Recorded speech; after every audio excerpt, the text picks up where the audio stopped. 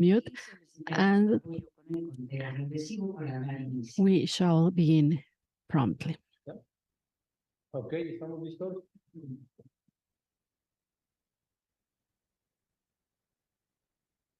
¿Sale? Vamos en 5, 4, 3, 2. The National Electoral Institute welcomes you to the Summit for Electoral Democracy.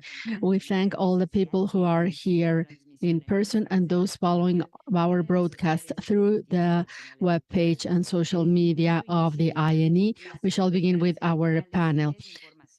Electoral authorities and misinformation strategies for institutional communication. We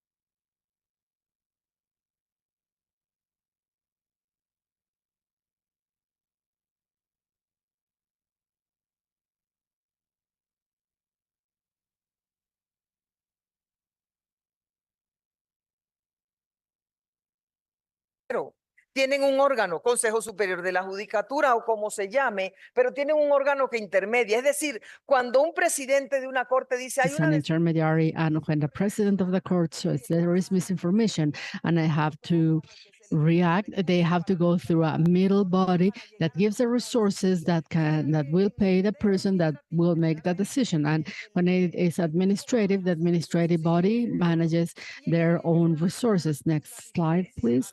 And this makes a difference when making a decision.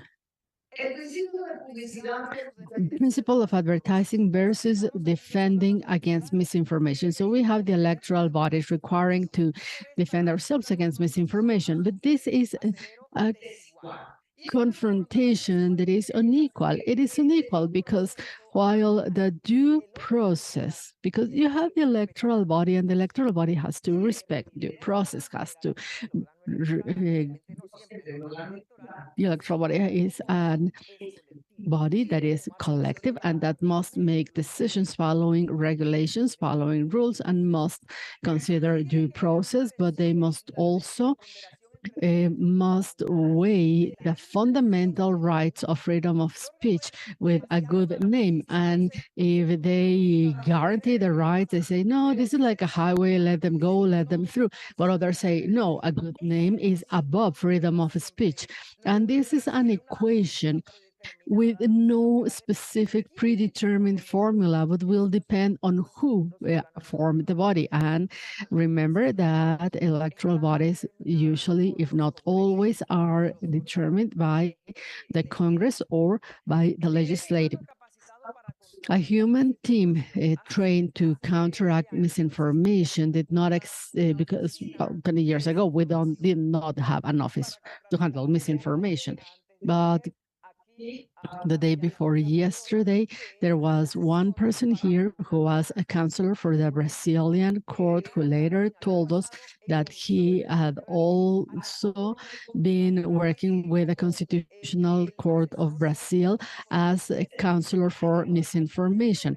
So it shows that the problem has grown so much that within organizations and bodies, we have to create a specialized office for misinformation. And now an autonomous budget is autonomous when it has to work as an intermediary. But who grants budget to electoral bodies? The executive that is in charge of the budget and assigns and allocates the money. And you have to go to members of the high courts who are the judges must also go and negotiate to receive their corresponding budgetary item.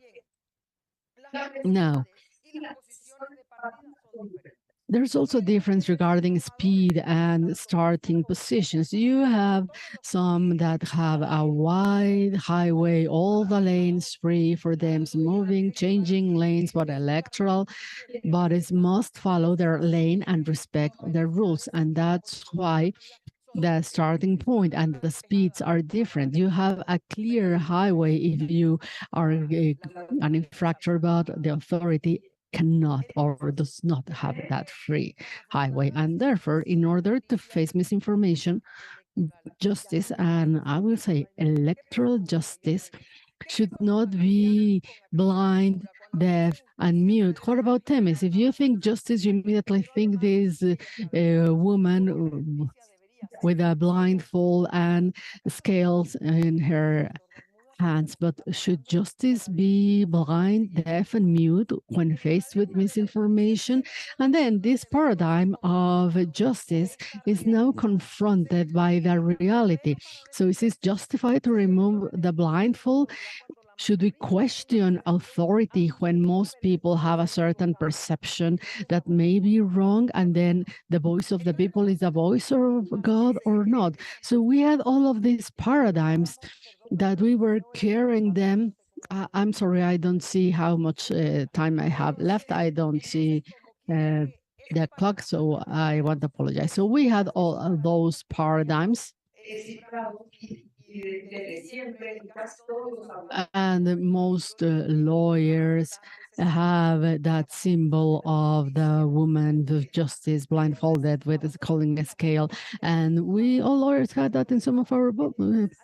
book. So is the voice of the people is the voice of God? Is that wrong? Not necessarily. Do we need to be deaf? No. Well, we have to make decisions because sometimes you open the newspaper and you have to inform yourself. And if you don't see anything until the day you have to issue a judgment, then, yeah, well, you don't have to base your decision on that. But you have to be informed. You have to create a certain environment before this whole place are fulfilled, but someone can create and an environment that is hostile for their decision. But you also have to go to the electoral body, and the electoral body has to do something when there is someone creating this environment that is going to hostile, and they should not stoop down to the level of those who are committing an infraction, but they have to do something. And then it is necessary to make a call to do something that could help, if we can call it help. Maybe this is of help, maybe something of what I've said is interesting, maybe not, maybe it's all been said before, but I think that we must remember that defending institutions is defending democracy, and therefore, when political parties attack the electoral body,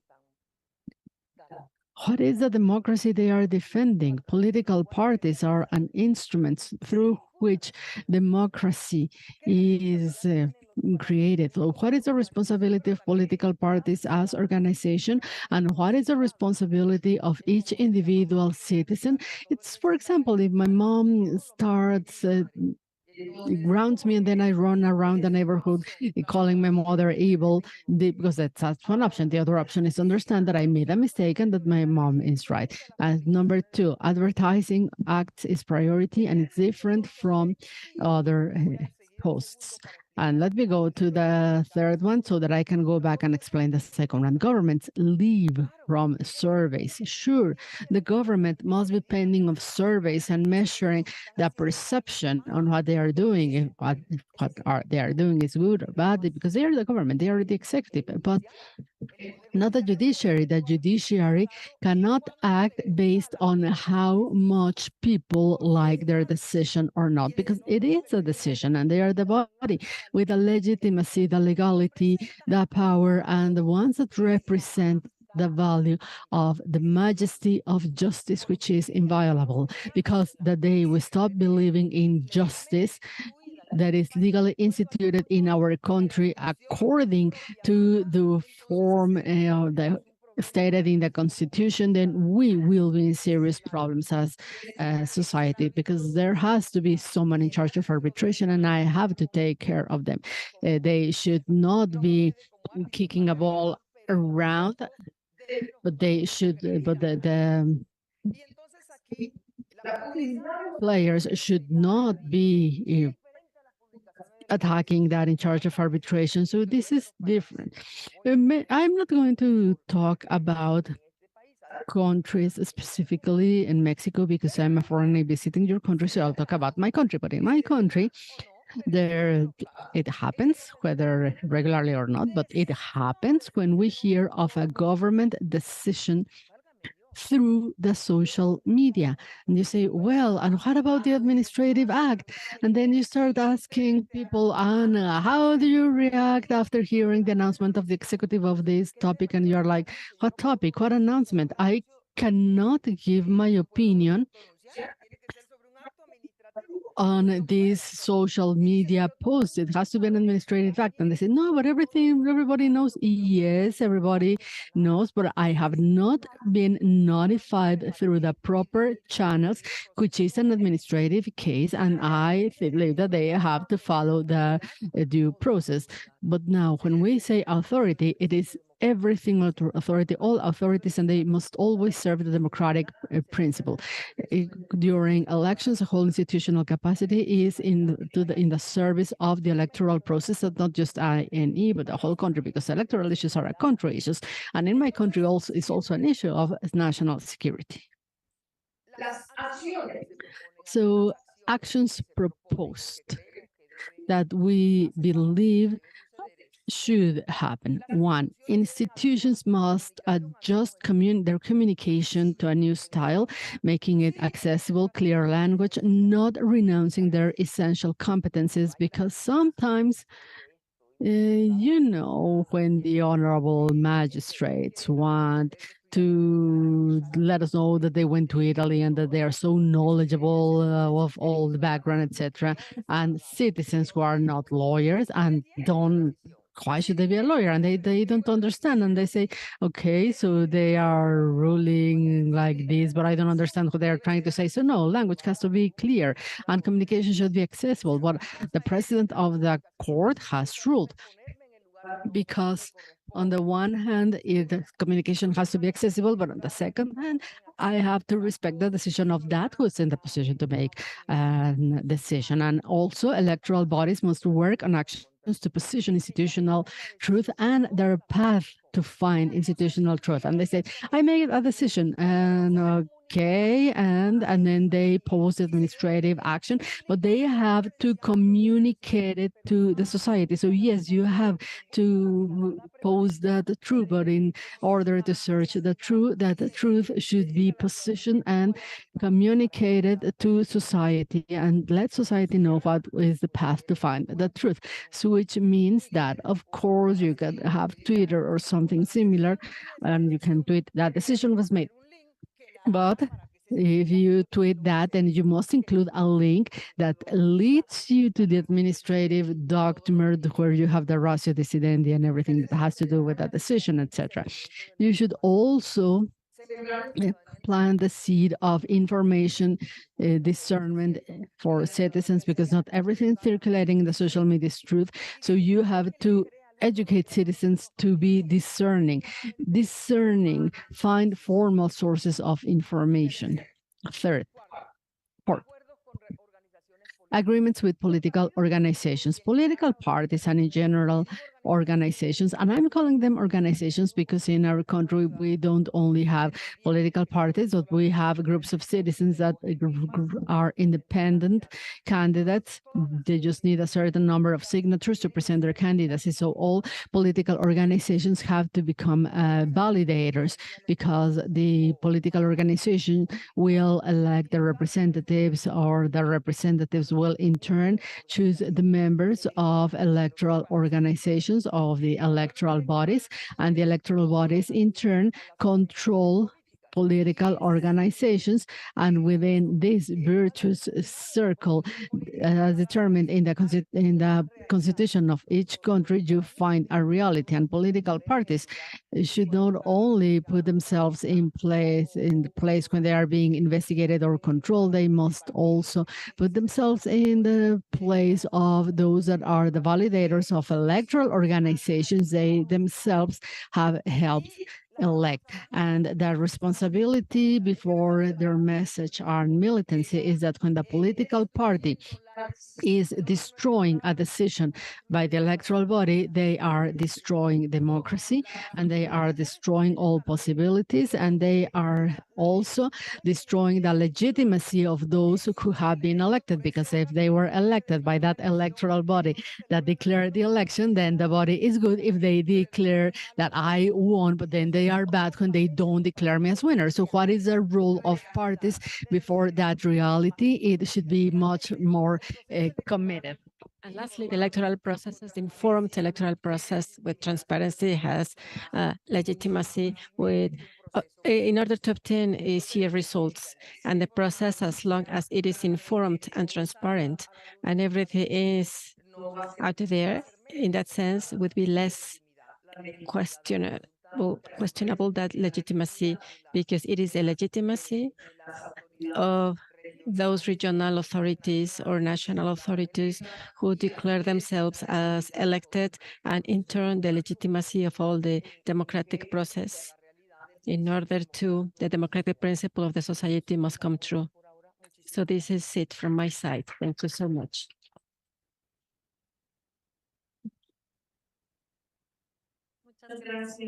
Thank you so much, dear Dr. Yalima Carrillo. And to go on, we are giving the floor to Alejandra Lázaro. You have 15 minutes. for your presentation. Good morning, everyone. How hard it is to speak now, because it seems that everything is already said and it is already mentioned. Even some ideas were very nice expressed by Yolima. I think it is very interesting to retake some concepts, and not because they are basic concepts are less important. And in a very brief, but in very good synthesis, direct synthesis, I can say that one thing, okay, here we are to talk about democracy, disinformation, the activities of the electoral bodies, or certain attitudes that people have before all this. And where is democracy? Where is that standing, this democracy? That majesty, the God majesty that Yolima was mentioning, is that the genuine expression of the electorate will. It is a phrase that it is including that people's sovereignty, the very beginning of the man's freedom. And what about this expression? What is this expression standing? This is the expression of citizens. Bernard Manin, a famous author, says that there are 4 principles. Governors elected by the ones that are governed. This is the freedom of action, and that independence that governors have with regards the ones that are governed. This is very imperative. And the expression of the public expression on political topics that can be expressed beyond the control that they have on that opinion. And the last one is to reach a common solution from plural solutions. This is to deliberate, that deliberation, that essence of the process of the decision-making process in democracy. Therefore, we are looking at something that this phrase, freedom of expression, freedom of election, and freedom of opinion, those are the elements that are constantly present in those basic values that democracy has. So when we look at those essential values or basic values, we say, well, okay, from now on, with this breaking in of technology, with this digital environment, what happened? What changed all of a sudden in a certain moment in our societies? By the way, these societies in Latin America mainly, for many years we've been in this situation, but we haven't reached that necessary transparency that is needed in the information for that freedom of speech or opinion be in the right way. Yesterday, somebody was talking about if truth exists or not. Yes, it does exist. There are very subjective truths, but so their electoral processes, they include certain definite truths.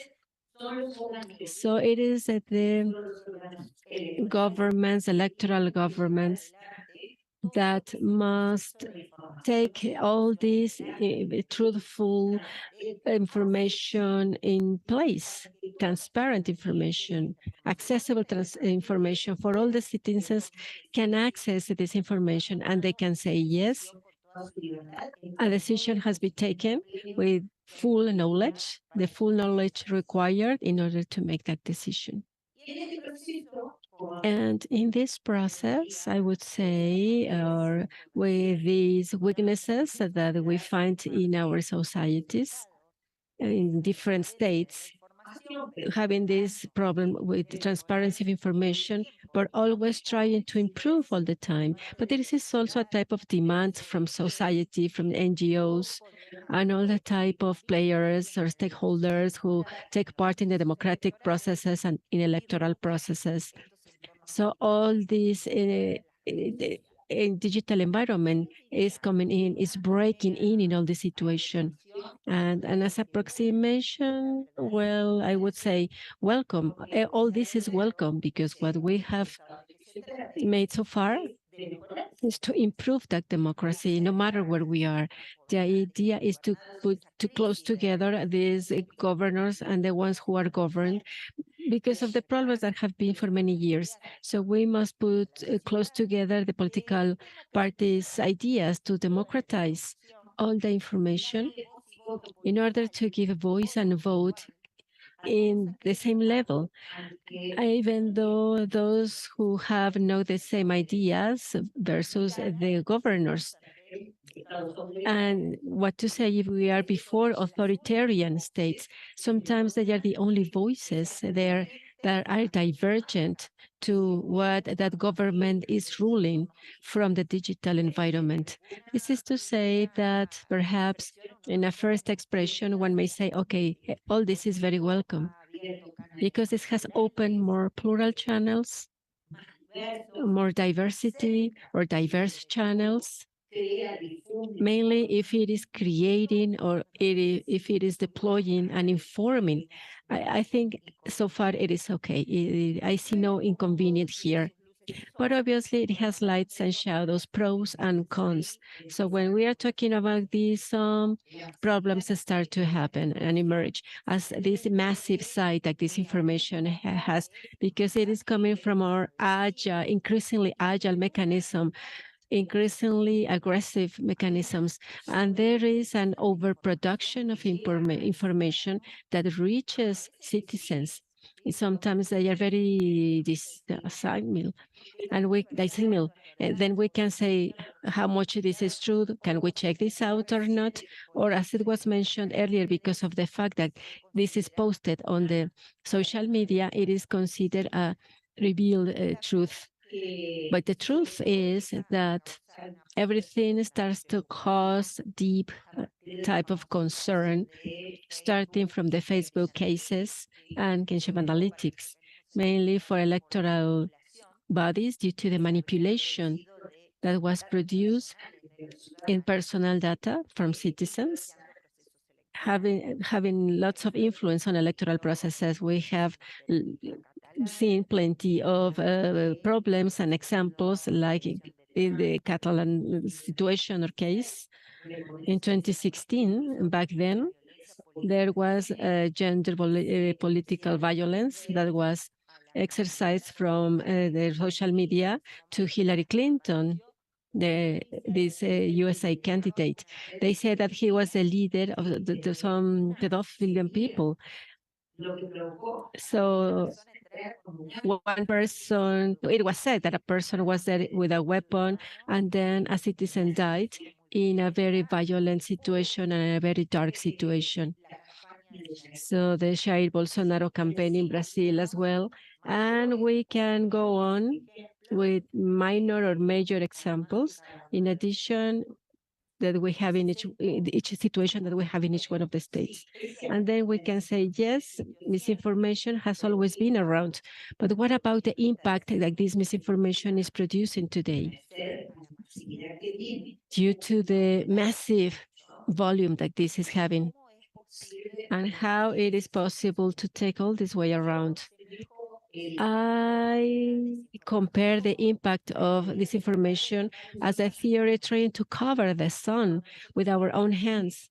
When we talk about that we have to self-regulate, that we have to regulate, that we must pass some acts, and we must make use of practices just they do it in the European Commission, or to reach agreements with Facebook, Twitter, or Instagram, with all social media.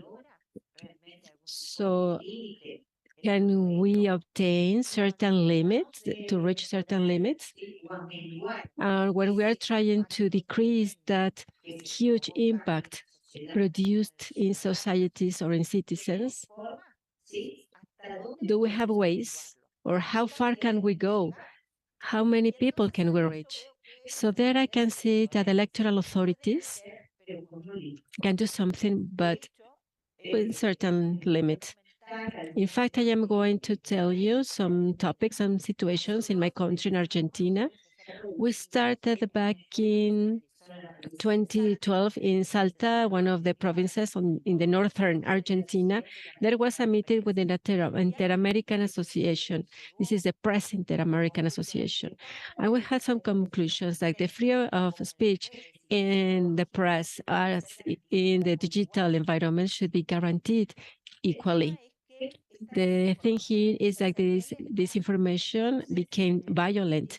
And in 2018, in the Electoral Justice Commission, which is the maximum body in the electoral courts in Argentina, they mention everything that was worked in Europe in this situation. So how far can we go with this? Because then after that agreement, when we are talking about this disinformation phenomena, the very next year, this is May 2019, something emerged. This is the ethical compromise that it was reviewed. So we had some agreements with political parties, with media, very similar to the one that has taken place in Mexico, because Argentina has that model, the commitment that Mexico had back then. The truth is that the results were really good, but how far did we go? So electoral justice can reach everything, even the electoral data. This is the ballot in order to cast a vote. How can we know if the voter is in the right conditions to cast a vote or not? What about the truthful data? So everything that has to do during, before, and after the electoral part. And obviously, we must follow the justice. And there are other aspects that justice cannot be part of. That campaign of to discredit people through trolls or hackers or all these bots that are now in fashion. How come justice manage this in order not to be part of this, or for people not to notice that they are being part of the political arena? So from there, we have our first limit. So we can go so far, but till certain limit. So we must follow them also this commitment. So they shouldn't use these tools in order to discredit people or to create fake news. And this has to do with the candidates that we have. And it is also a topic that was mentioned in a previous panel in this event. And then we noticed that election after election, there is some decadence from candidates. That crisis that was born before or many years ago, this is the representation. It is retaken once again after technology, but actually this didn't exist. It seemed that it was there around, but now it is there once again in manifest. Let's say, talking about the gender political violence in my country, according to the latest research, 8 out of 10 legislators say that they have been affected by gender political violence in one of their ways. But 71% of that violence comes from digital media. 71%. So the percentage is so high. It is very high. And these are not inventions of citizenship that one day they make everything. This might be an isolated fact with no diffusion or not posted or broadcasted. So these are associations coming not only from political organizations, but the governments themselves that use that type of tools in order to discredit one to another. So the idea here, we're talking about the prestige of all the system. So what has changed definitely right now in democracy, it has to do in that environment in which this must be developed. And obviously, this is going to be a huge type of challenge for the electoral authorities. And in that regard, I am kind of negative. Due to this can be retaken, re-edited, or to make use of this information that goes beyond the competencies of each body or organization. Every stakeholder of the system must be part of this and play a role here. Parties on one side, governments on one side, NGOs on one side, every single player or actor must be part of this. Otherwise, we are going to still having this problem, and we are going to go even deeper in this problem because technology doesn't stop. We are looking at this with the artificial intelligence emerging. So to finish, I'd like to say that right now we are working on the first tape that has been mentioned, because all this gender political violence in digital media is not a complaint before the justice. A national representative, while she was on campaign in Twitter, she made that complaint, but she never got a resolution about that. And there is that is a post is still there in social media.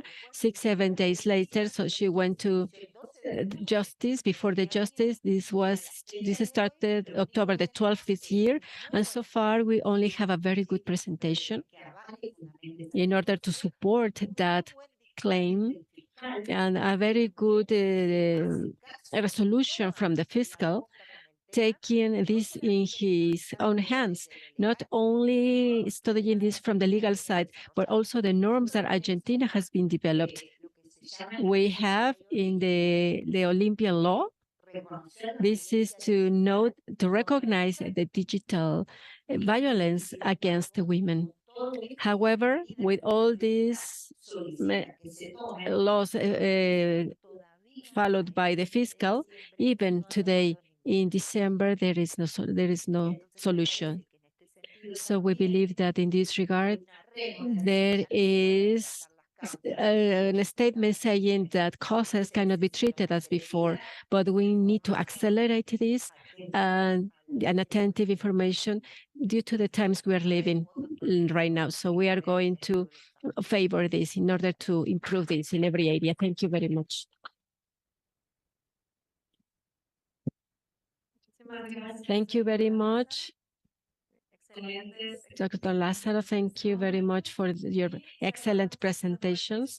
And then we are going to close this panel, giving the floor to Dr. Máximo Saldívar, who is going to share his knowledge from an organ of different or type, but in turn, or at the end, they are working with the same purposes. I do appreciate Ines' invitation and the institutional commitment that IFES has, because it is a cooperating member of the summit. I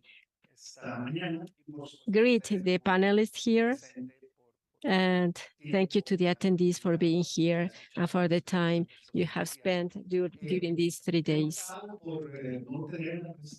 I decided not to have a presentation, first because I am the last speaker of this summit, and I think it is going to be very tiring for you to follow me, because you have heard plenty of definitions and concepts so far regarding information. In addition, because I catch this massive panic that was on panelist sides because of the remote control in order to watch our slides. So I better do my presentation like this. Not only the electoral organs are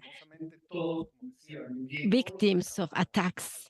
So all of us who work around these electoral organs, we can say that we've been the objective or the main objectives of attacks and disinformation.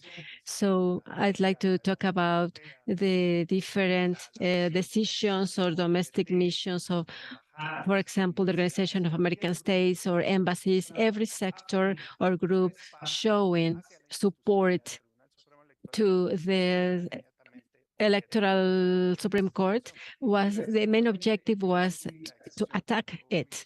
And I was subject of attacks, by the way. First of all, by a Russian Twitter account. So this can tell you everything you can imagine, you can picture. So also, it was one of the main authors of attacks in Guatemala, and as well of some novels that started to be developed. But I'm telling you all this for you to see, for you to learn how this cancer, how this problem is including everyone who works in pro of elections and free elections in our countries. Now that I mentioned Guatemala, I'd like to stop here for a while, because I consider that this is an important tribune in order to talk about this case. We really had plenty of background in the extreme judiciary process. The idea is to decrease the popular will expressed freely in the ballot areas, and together with the Electoral Supreme Court, as well as the idea of taking away all these ballot boxes, as well as the retirement of all the power that every government has. And we were in a total uncertainty in order for us to know if the government will change or who will be in charge in January next year in Guatemala. There is a lot of uncertainty about what is going to happen in this country, mainly because the four main magistrates of the electoral work were abandoned this work. But the idea is to respect this process. But obviously, the popular will must be there in order to have a pacific resolution soon in Guatemala. Going on with Guatemala, the disinformation was all day long present in 2023 process. In the early year, there were 8 millions of users, and Facebook and YouTube were the most popular platforms after TikTok and Instagram. And this came to my mind what Maria de Pilar mentioned in yesterday's presentation when she was talking about her experience, an absurd experience. This is the extreme use of TikTok and the fact that it became something necessary in the country. Something similar started to happen in Guatemala because TikTok covered most of what it was posted in the social media's misinformation. X, former Twitter, they played an important role in these definitions. Everything becomes easier because the legal framework in Guatemala has very obsolete acts and laws, even though the 2016 reform or amendments introduced some novelties regarding the administration or the management of the social media, and Guatemala has now this integrated or comprehensive framework in order to safeguard individual data. Plenty suspicious accounts were made in TikTok, Twitter, Instagram. Several individual attacks happened in a very well-coordinated way, and some social media accounts were there giving fake narratives because they were fake accounts. That's another topic, the opinion surveys that are trying to affect the most prestigious surveys. And they were broadcasted with certain misinformation campaigns in national and international media, very prestigious media. And also they had real or anonymous or box accounts working in a coordinated way in order to have trend tendencies against candidates and then to feed the campaign messages, fraud accusation, as well as subliminal threats against the political work, as well as the observation against international participants, as I mentioned from the very beginning. In Guatemala, this phenomenon is known as lead centers, where misinformation narratives took place through platforms in manipulated and ultra-fake contents. Net centers spread out narratives due to the lack of impartiality from candidates, as well as visible irregularities when tallying votes, and on the technological side implemented according to the preliminary results, creating that all negative result of uncertainty and changing the perception on the existence of fraud at a national level in the two presidential rounds. The report of the European Union mission gave a very good report talking about disinformation, collecting plenty of data for those who are interested and for those who would like to know deeper this Guatemala's case. because all of us would like to have a happy ending in the weeks to come. Talking about other examples in the Latin American region, if we look at the electoral processes, the latest ones in the region, we clearly see that trend on the way the attacks start, as well as disinformation against electoral bodies. For a specific moment or a certain stage of the electoral phase. And I am going to mention some examples. In Brazil, the attack was very clear against the electronic vote and the ballot box. So you can remember President Bolsonaro set this on the table. Therefore, the superior electoral court was affected, as well as the army in Brazil. So nobody would have any hesitation about this. And everyone participated, and all this in that report didn't find any problem. And then it was implemented this by the elections from the Senate side and the first and the second presidential round. In Ecuador, it was against a telematic or internet vote. The pressure was so high, and that disinformation that for the second round of the special elections, and for President Noboa, the CNA had to stop in order to go on with the telematic vote. In Guatemala was against the voters register, mainly before youngsters and new voters. In Argentina, we recently heard that there is only one ballot. However, but once the electoral body began with the rebuttal of this misinformation immediately escalated. It escalated to the personal plan to attack and the credibility and the legitimacy of the institution, which is the most problematic part of it. So now the question, what should our response be? How should we respond when the electoral body is being attacked? Unfortunately, responses have been insufficient in most cases.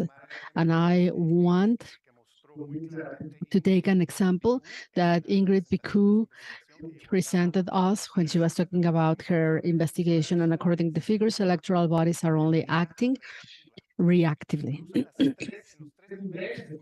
At the three levels of democratic functionality Ingrid mentioned, high, medium, low, reactive response is predominant, up to 88%. And what is that reactive action about? It's basically pronouncing yourself, saying that such or such news are fake, with red letters saying fake on top of the original story and reposting it. That is one way of reacting, of course, but definitely has not been enough.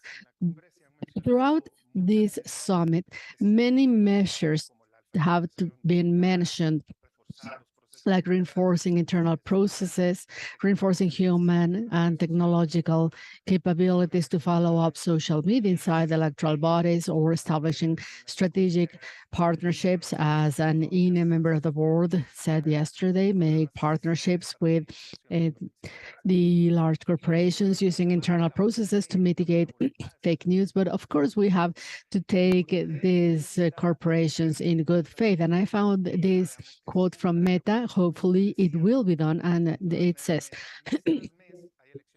month after month, elections are held somewhere in the world. Therefore, it is important to decrease fake news permanently.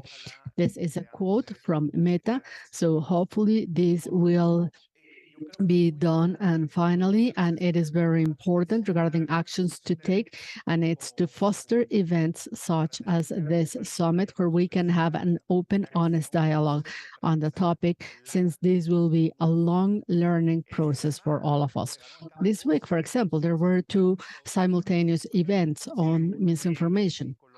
one in Colombia, in Cartagena de Indias, and Secretary Guerrero mentioned yesterday that some days ago, an OAS misinformation event took place in Canada, and in August, IFES and the Higher Court of Brazil, we held an event with the participation of many electoral bodies of the region from India, Canada, and Australia.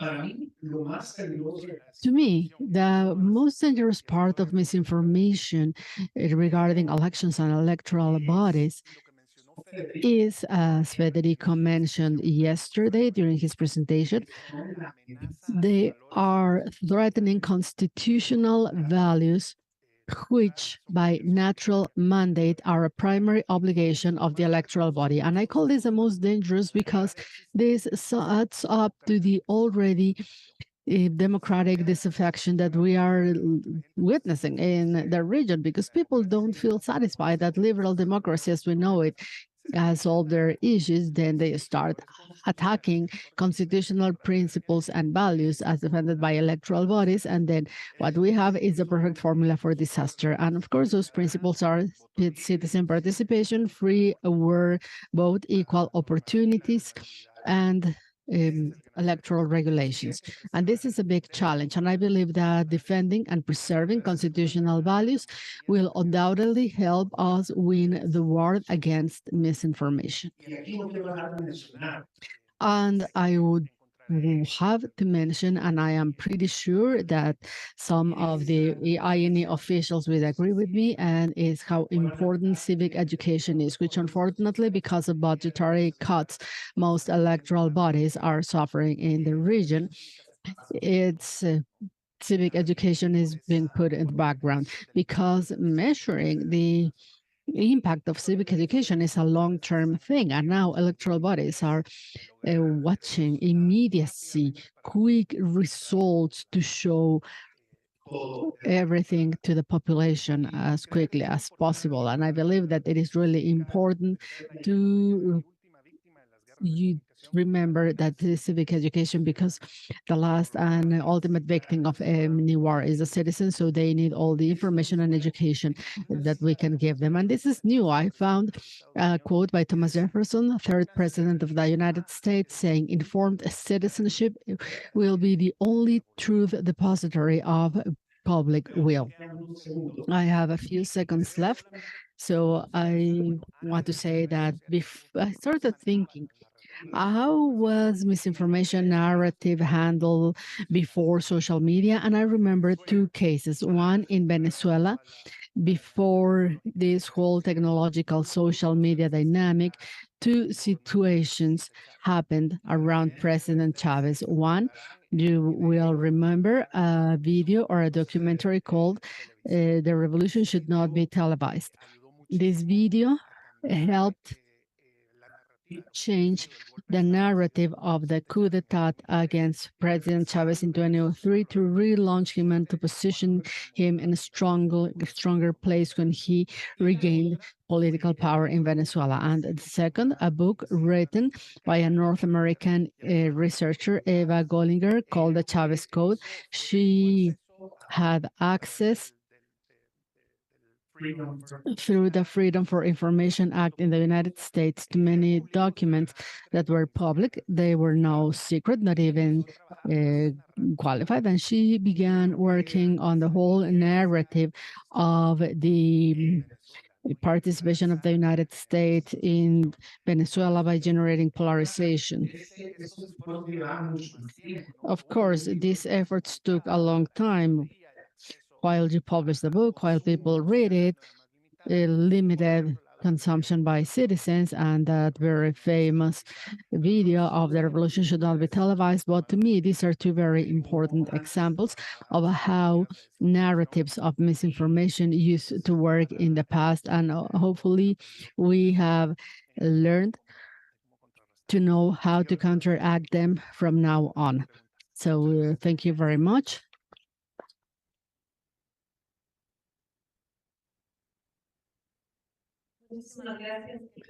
Thank you very much, Max. This is the end of the presentations. If anyone from the audience here or online wants or has a question, please let us know. We had very interesting presentations. It is really hard to summarize what they said in 3 minutes, but I'll try to be as concise as possible regarding some common points.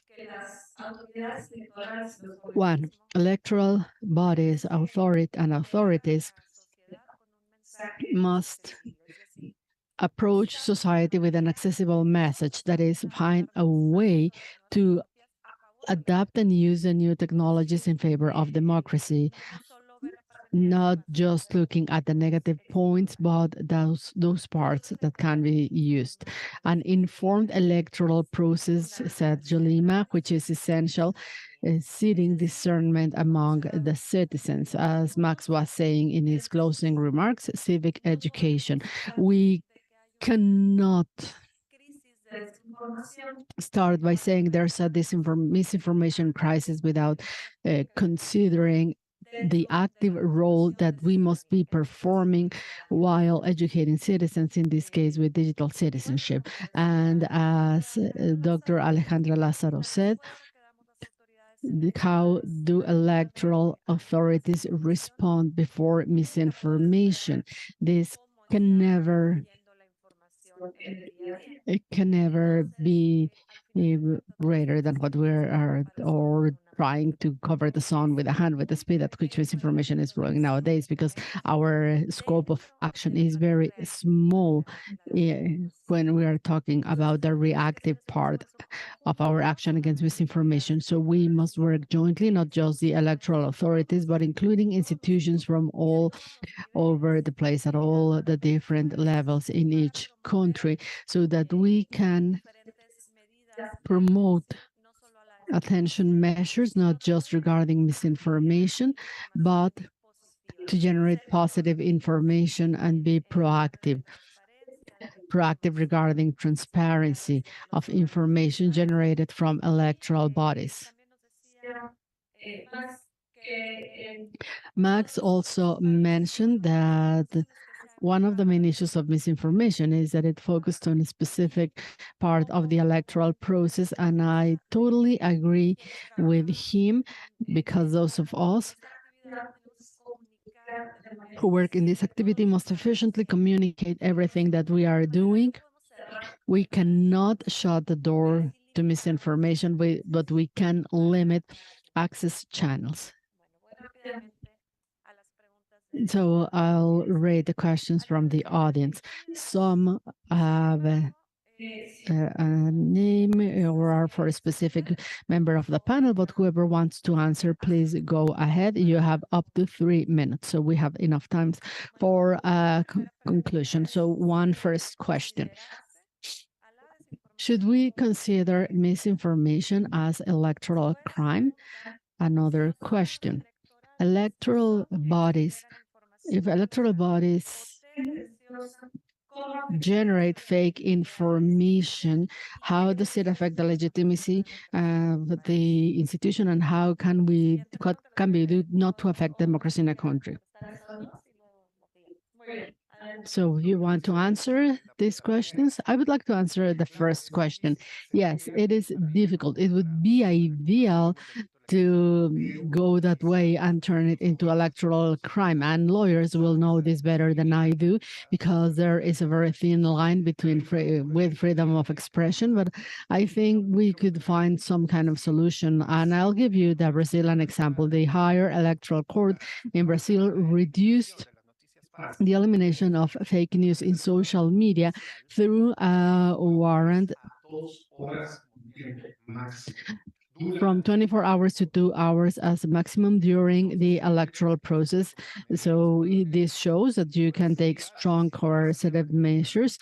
If they did not comply, the penalties were very high, and I believe that should be the way. No matter how much will you have and how much you desire it, it will never come down to the ground unless you take measures like Brazil. So that should be the path, but it will be really hard to make it a crime, but you can regulate and you can impose penalties and sanctions in case of misinformation.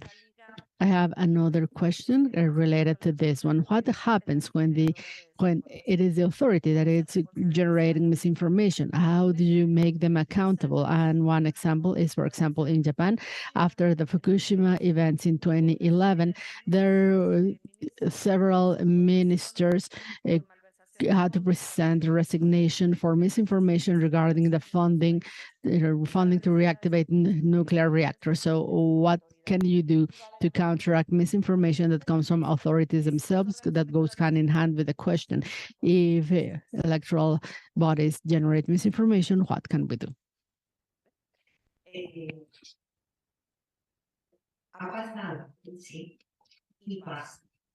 It has happened. It happens.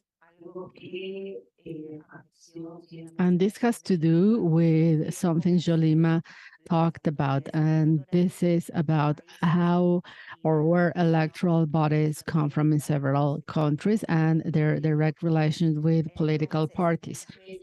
Many times when they assume authority as electoral bodies, they need a function that is independent from party politics, which is not public politics.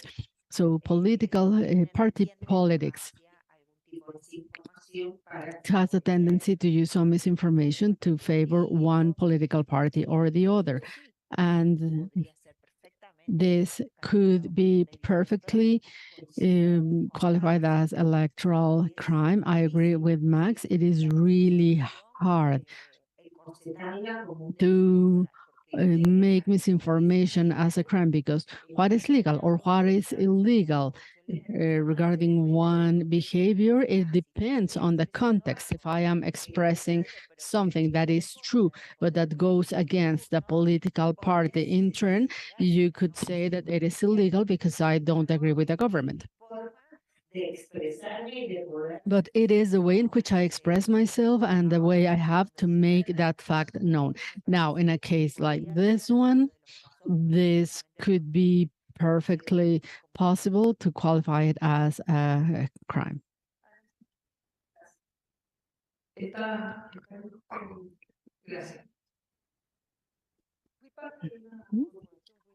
I was a member of an electoral body equivalent to INE in Colombia, which is the National Electoral Council.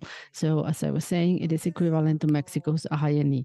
When we were in session, sometimes we had not even finished with a decision when someone, a member, was already sending his some journalist, some friend, and message with what had been said.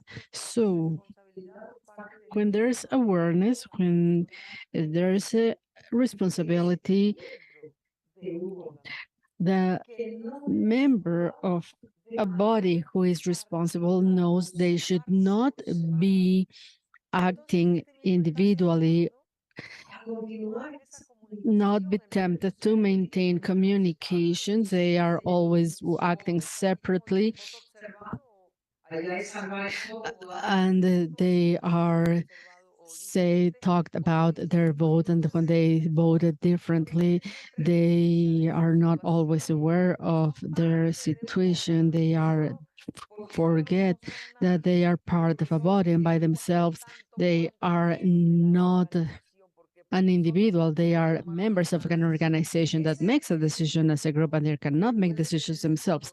So they have to they should not be acting individually, but you need regulations and you need rules that clearly state how this should work. And yes, of course, misinformation could come from the authority when they are acting individually, and it comes from the authority, the legitimizing that decision of the authority when saying, so this is what the majority adopted, but I don't agree. I count the percent dissidents, and that is a problem. And this forces us to have regulations inside the body. All bodies have a regulation, but those regulations should also consider these issues, because sometimes the autonomy of the judge or the member of the body is such that they neglect or they forget the possibility that individual actions can affect the corporation and the system as a whole. That on the one hand. On the other hand, when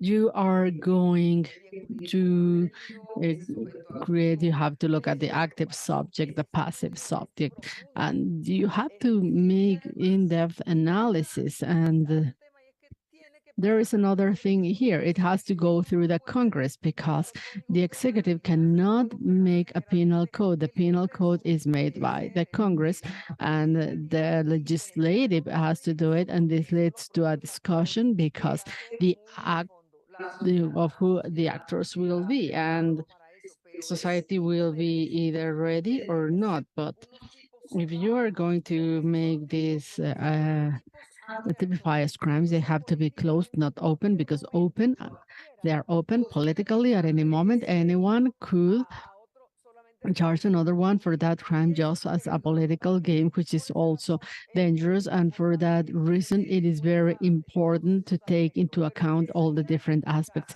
But this has to start in-house with the internal regulations of the electoral bodies. So through the regulations regarding individual positions of the members.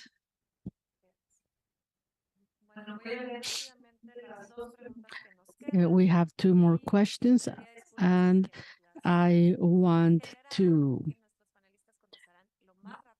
those who send these questions, and I ask the panel members to answer as quick as possible, so we have enough time for you to give closing remarks, which are also very important. So what to do with the misinformation rating, lie, and slander of public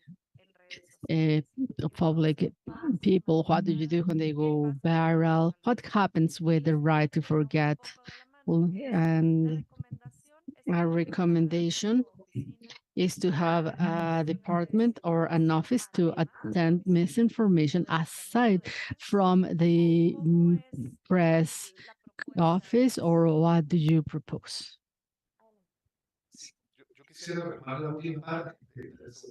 I would like to take over the second part of the second question. I don't think that we need to create a very specific office, but we have to strengthen already existing communication offices in the electoral bodies by giving them the necessary training and that technology, so that they can do this type of monitoring and constant follow-up, and with other regulations that allow you to take other measures, maybe not as strong as those in Brazil, but start taking some initial measures that can counteract this issue, to show that the electoral body is not only being reactive but proactive. It has been seen in other countries who have been strengthening these units through electoral reforms. As Jolima said, she didn't want to give an opinion on Mexico, and I don't want either. But if we go back, we have seen different situations with misinformation at INE. I will remember during the popular consultation in the last 2-3 years in Mexico, INE was accused of not doing enough to inform citizens of the content and how to participate in the public consultations.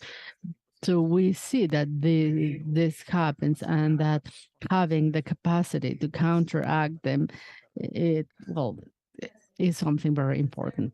Thank you very much. Anyone else? Yes. You have one part, which is a media office that gives the news, but they have to get someone of a higher level to supervise the content, because this is not just about saying that is fake or saying it is fake and put the word fake on top of a fake release or anything, but you have to explain And a person needs to know the knowledge to explain, because electoral bodies and electoral courts cannot use just common expressions. They have to say accurately that the decision was not this or the decision was that, because according to article such and such, this is not possible. And that's what gives or makes it stronger. And this answer, that's why the press office needs to work, but with support. You could think that anything the president did not say or the president of the body signed could not go out. Just imagine if you are making a decision and lots of fake news out there and no one saying anything. That's why you need this function now, but some people who are highly qualified so that they can send the message with the right and accurate content. Thank you very much to the audience and the panel members for your answers. Finally, we have 3 minutes per person for closing remarks. Yolima Carrillo, please. Thank you. When you say that there is general discontent with democracy and there are ways of measuring the situation in the different countries of the region, and that's a reality. That's a reality. However,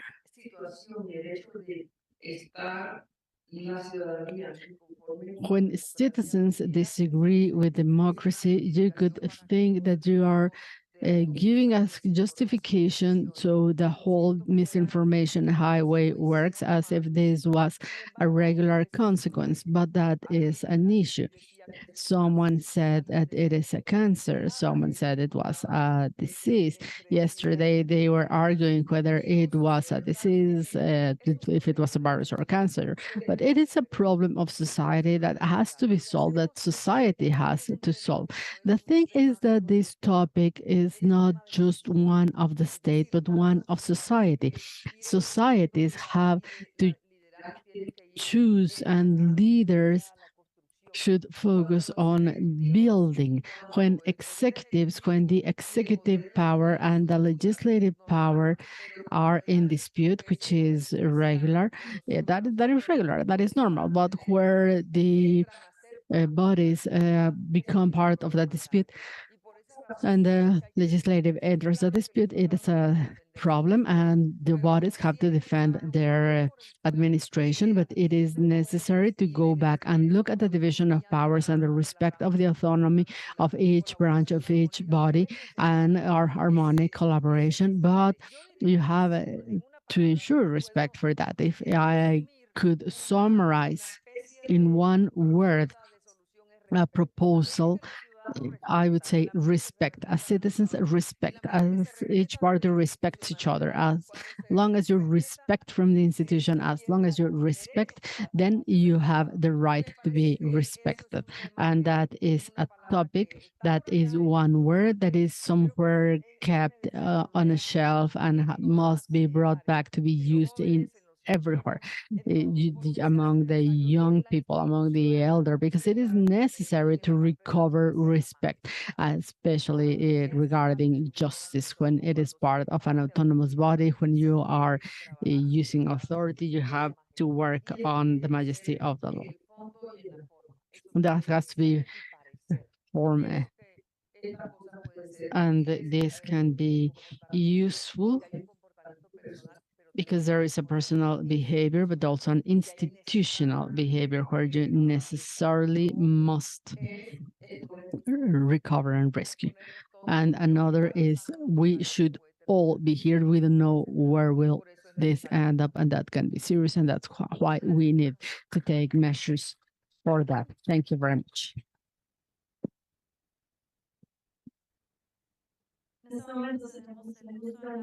I give the floor to Dr. Alejandra Lázaro for her final remarks.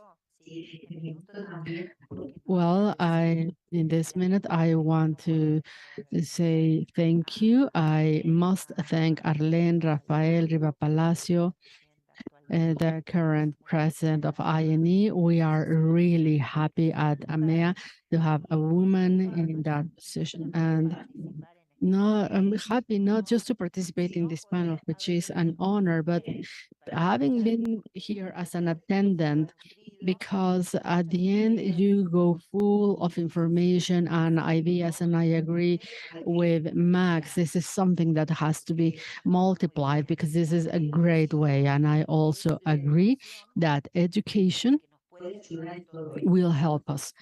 Citizen education, digital literacy, no matter where you are, it can help us, because the problem is not technology, the problem are not social media, the problem is underlying, and it is the behaviors, it is the circumstances that make the democratic system whatever it is doing. And that is why we need the commitment of every single actor in the system to work and improve, working each of us from our sphere, which is the only way in which we can make it. So thank you very much.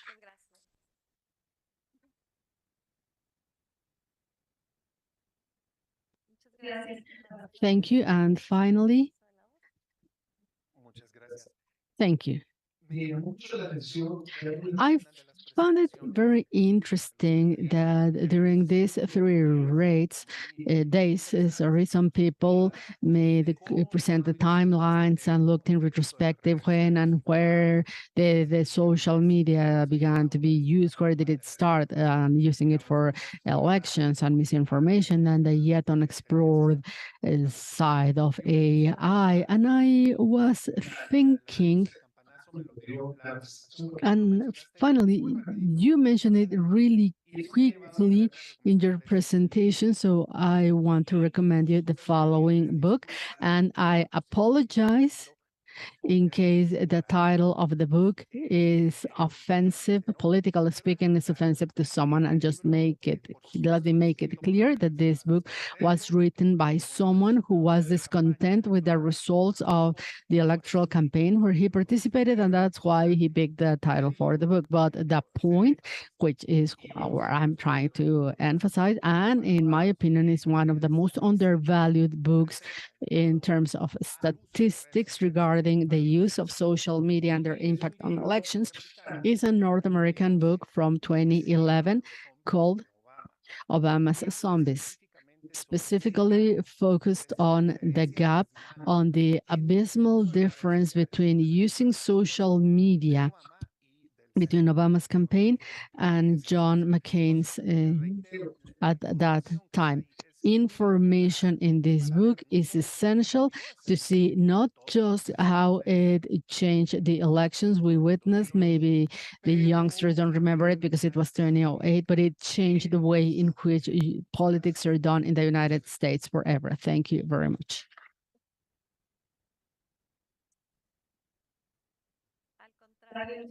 Now, thank you. I want to thank our three members of the panel. Thank you very much, Max.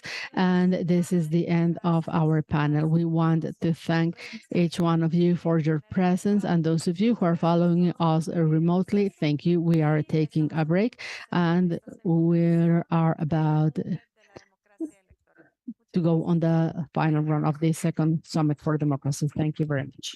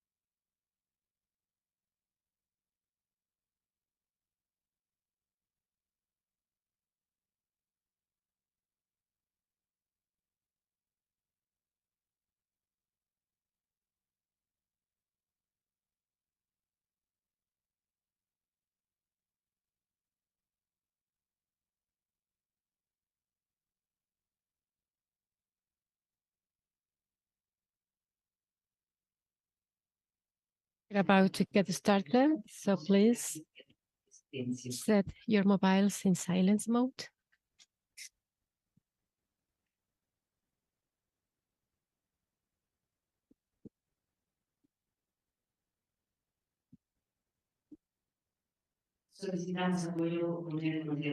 We request a countdown in order to get started our broadcast.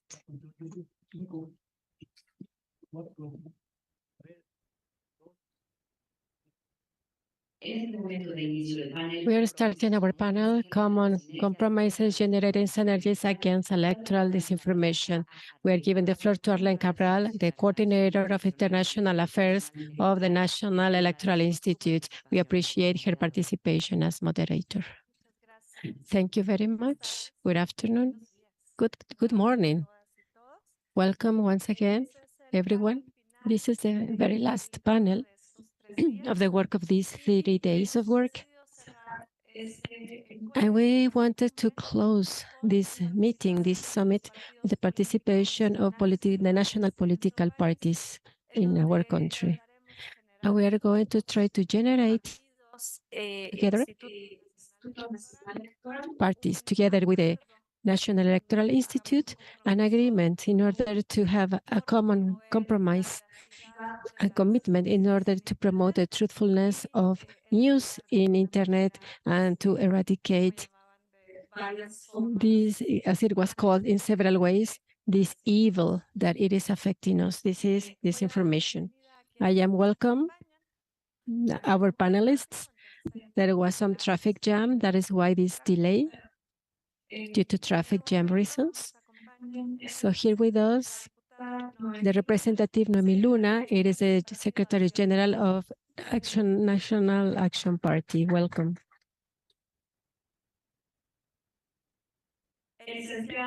Mr. Rolando Zapata, Secretary of Electoral Action of the Institutional Revolutionary Party. Mr. Arturo Prida, representative of the Democratic Revolution Party before the General Council of this National Electoral Institute. The representative Magdalena Núñez, who is the political commissioner of the Labour Party.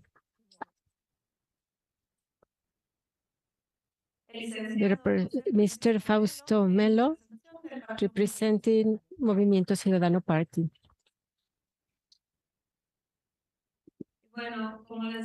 As I was saying, this is a panel where, first of all, we are going to try to understand from each political party vision for 6 minutes the way they are looking at this electoral space that we are living right now. Let's remember that the electoral political system in Mexico is a system where political parties with representations, they are part of the board of the institute. This is to say, they have votes, they sit down with all at the table with all the secretaries, and then we can say that from their own work, from their own area, the way things are going on. So it is a basic part, a fundamental part of the work that we must carry along in order to get rid of, to deal with misinformation with everyone who are part of the Mexican political system. So as we are used in Mexico, first of all, we are giving the floor to Representative Noemi Luna, who is the Secretary General of the National Action Party. You have 7 minutes. Thank you, Arlene. My greetings to all and my appreciation to all who organized this summit, this electoral summit. I am also greeting each representative of each political party who are here as panelists. And I think it is correct to talk about what to do as electoral authorities and as political parties before this information. Because as we all know, we are living times that are changing, and we are going from information times to over-information times. And we have even been living this movement where disinformation is playing an important role. And therefore, we have a very important challenge. Electoral process 2024, 2023, 2024, where electoral campaigns will be developed. And this is a space for voters can compare proposals of each candidate. Therefore, they can make the best decision. But for a citizen makes the best decision, he or she must be fully enough as possible. And the increasingly number of those stakeholders in our societies and in every area that have access to digital media,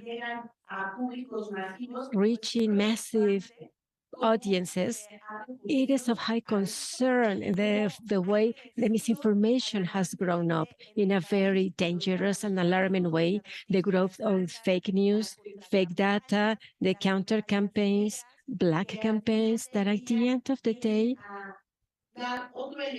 they give one more element to the decision-making process. In this regard, and due to campaign is an exchange of information, proposal, and ideas, what we say from my own party, the National Action Party, is that we celebrate all the attempts that have emerged from the civil society. This is to identify where this information comes from. An example, a specific example, is that we have to verify, and they used to contrast those news versus the source in order to get to know if those elements were the truth and if it was true, everything that this person was reading. And also some elements coming from the institute itself in order to encourage people to participate in the election day. And from the legislation, there must be sanctions when people are making use of misinformation, because misinformation is not only for the prejudice of the political content, but this is including everyone involved in electoral processes. It is a moment where citizens are tired of listening so much lies, too many lies. So there is a moment when citizens who do not have, they're not in touch directly to political parties, they don't know who they have to believe in. That is why the political class, everyone is the same. Every politician is corruption. In other words, every politician is a synonymous of following the power just to have power. And this is very concerning and worrying, because then we have all this perception in citizens. Therefore, the idea is less participation of voting. And where our main concern is in this coming process is for people to participate, to have a higher percentage of citizens who choose, who elect who will be the next governor, the next person, or the ruling party. And they must be informed. And I repeat myself, in these disinformation times, it is very worrying, the fact, because nobody is believing in anything. So the truth is to have these fact checkers or these mechanisms. This is a call in a very respectful way. This is a call to media in order to have timeless sources, therefore their notes can be verified. What about the National Action Party commitment? So we are going for transparency, stocked to the maximum advertising. This is to say, from this transparency unit, we have published as many data as possible of our militants, of our candidates, of our platforms, and it is a reliable source of information that the party itself is delivering. But also, I insist that this is a call, an invitation, in order to go on with action when misinformation happens. The fake news, it is a very high number. It is a very alarming number. So let's not get surprised if we take into account, and I say with all my respect this, we are looking at the reality of our country. Every morning, the President of the Republic is propagating lies, spreading out lies and fake data. And this is taking us to that culture to believe. So we believe that from every morning, the report of the president every morning, everybody believe.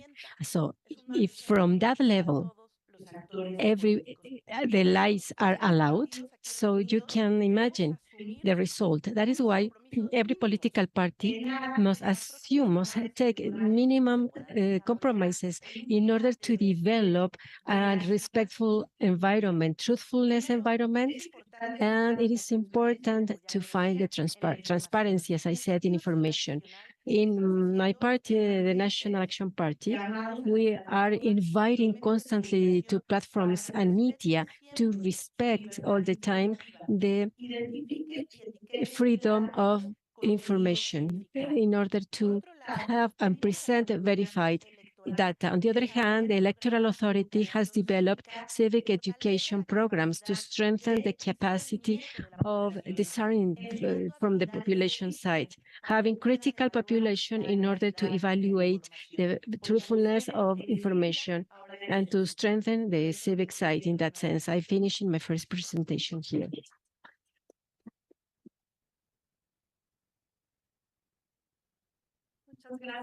Thank you, Representative. Now we're giving the floor to Mr. Rolando Zapata from the Institutional Revolutionary Party. Thank you so much. Good morning, everyone.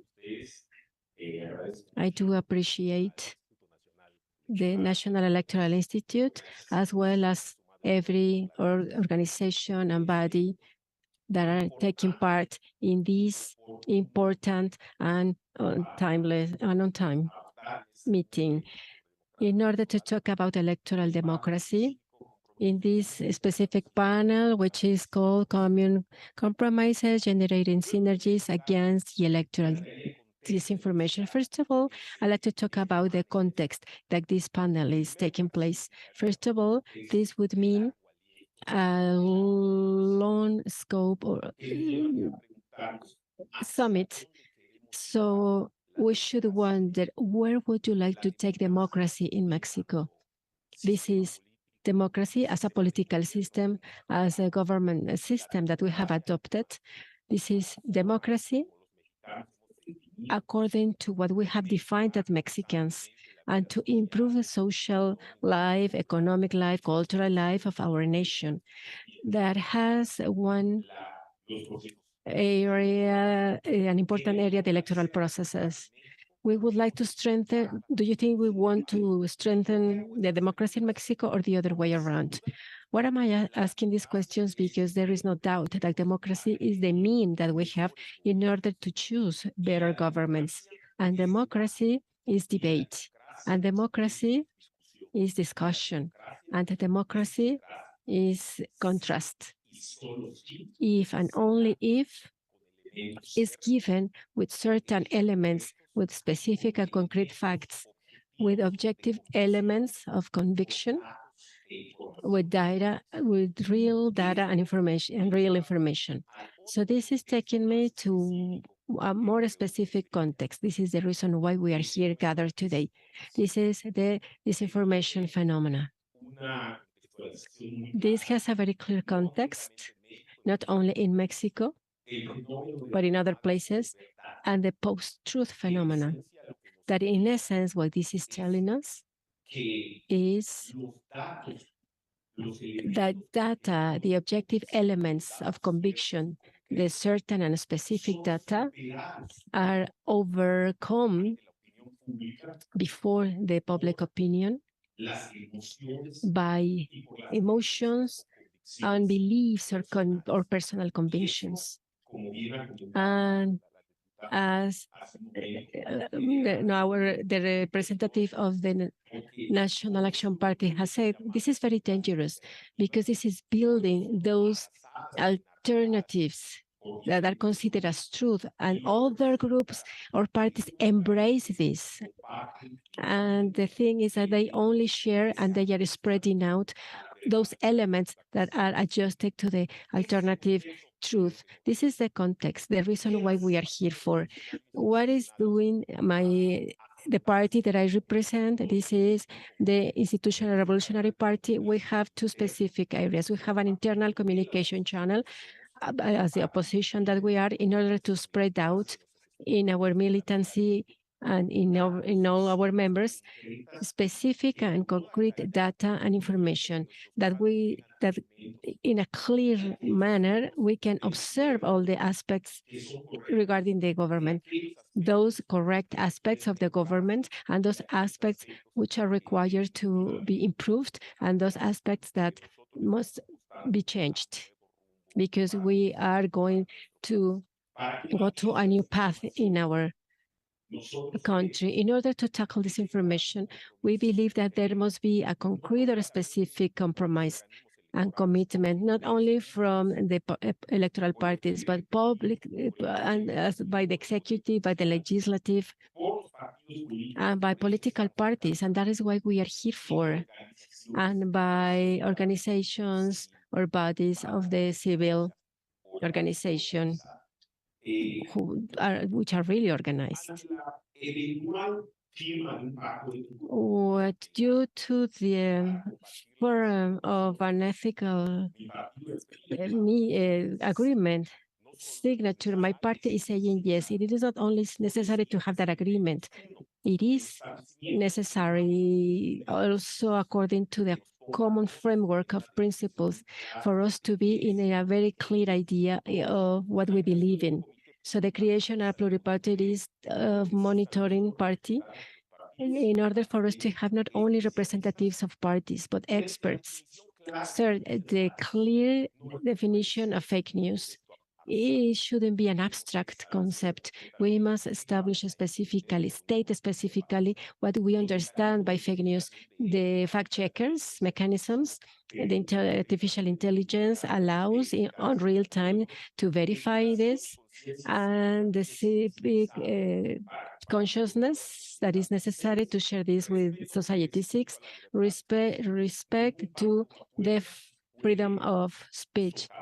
No agreement can affect in a negative way the essential and the basic foundation of freedom of speech. And 7, the use of platforms and social media, technological platforms and social media. That is unavoidable.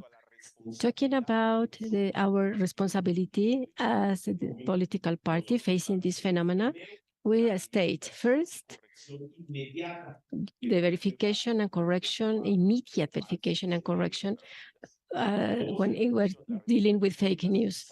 And then accountability and internal sanctions.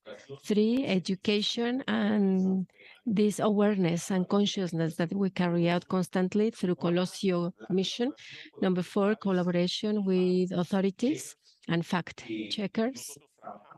We are working with this together with the rest in order to identify these fake phenomena and fake news that are presented. And the 5th and last point is transparency and open communication.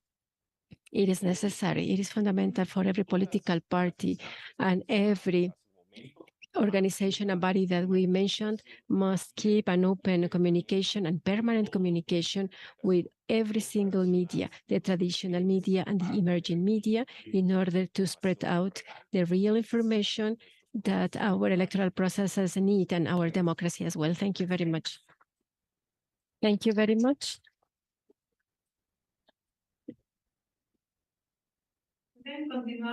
Going on, now we are giving following the same order, we are giving the floor to Mr. Arturo Prida. Thank you. Good afternoon, everyone. Good afternoon, our attendees. Thank you very much to the President Councilor for her kind invitation for me to be part of this summit. Councilor Bismarck said that we never lie as much as before the elections, and he doesn't know social media. We understand when politicians, no matter the country they are, We are looking for votes. So they must have access among lies or fake promises as a speech element. The Hannah Arendt philosopher says that lies are the ones more believable, more attractive, more appealing. And the reason is because the liar has the advantage to know in advance what the audience wants to listen to. The truth has a disadvantage. It is less attractive, not much attractive, because this is going to face us against or before the unattractive, and we are not prepared, we are not ready for that. And according to the political lie, it is an essay. This is the secret of the lie, extreme lie, is used as a legitimate mean for political purposes, has been used since the man exists. And we are listening all to exaggerations every morning in this country. And the pillars of this is the accountability, transparency, among others. So citizens must have relevant information about public politics and the work that is made at the Congress, the Judiciary Congress, the constitutional work of political parties, and information of electoral processes of candidates. And all this for citizens must have enough information, and they have their own criteria, and they make better decisions. Therefore, they can demand accountability. Before solutions, silence and lack of transparency, people, company, bots, fake news, fake accounts, or malintended governors reach to these spaces with very fake and manipulated information in order to convince people, but they are generating fear and lack of trust. Instead of giving communications, we have phenomena such as fake news, allowing the generation of disinformation campaign, which objective is to manipulate the work of the democracy pillars when beliefs or personal feelings generating a fact, and when they prevail over the objective situation when formulating public opinion, we are facing what it is called post-truth. The use of new technologies, of information technologies and communication technologies allow to create communication space and exchange space where the citizen is leaving their role of receiver in order to act by generating the right scenario for fake news be spread out, and therefore to generate disinformation campaigns. Therefore, it is necessary to strengthen the democratic culture of citizens, as well as the understanding of the right of information and the impact of fake news. An informed citizen will take better decisions when choosing her representatives and be a better citizen, even if he feels certain affection for democracy. So therefore, he or she will have this consciousness that all information is not truthful. So this information must be tackled and combat for the multidiscipline, for the existence of tools and platforms in order to verify the truth. Since the platforms are being more sophisticated, so the disruption players are there, so it is necessary to have a regulator electoral process. In 2015, the European Council invited for the first time to the European Union to what was considered as a threat to the democratic processes in the European Union and the member states. And they created the good practices code regarding this information being coordinated with the different public and private participants linked to this phenomena. The judicial responses of this information are complex, and it may be confusing. In addition, we must have the right mechanisms in order to deal with all those mechanisms that are affected. That's why, in my revolutionary party, we must take into account the good practices codes of ethics, protocols, and interinstitutional campaigns, educating citizens and generating collaboration between the different branches, executive, legislative, the autonomous bodies, companies, media, and society itself. This is feasible from the liberation of a good practices protocol and democratic culture against disinformation in order to sign it, and every organization or body must be committed and engaged of this with clear movements. Every body and organization that signs must be committed to do that and to train citizens in order to have an active role in the prevention of when propagating this. And the idea is to foster a democratic culture. It is the responsibility of different organisms and bodies to detect those nodes that have a disinformation purpose and to generate in citizens the activity in order to prevent them from voting or preventing them from listening fake news. In PRD, in this party, we are always going to promote the democratic culture, transparency, and accountability. For this, we need interested citizens in what is happening in the country in order to cast their vote, in order to displace those parties that promote disinformation and fake news in order to gain voters. Thank you very much. We do appreciate the Democratic Revolution Party ideas and contribution. Now we give the floor to the representative Madela Núñez, who is a representative of the Labour Party. Good morning. On behalf of the Labour Party, I do appreciate this invitation to participate in this summit. This is Electoral Democratic Summit.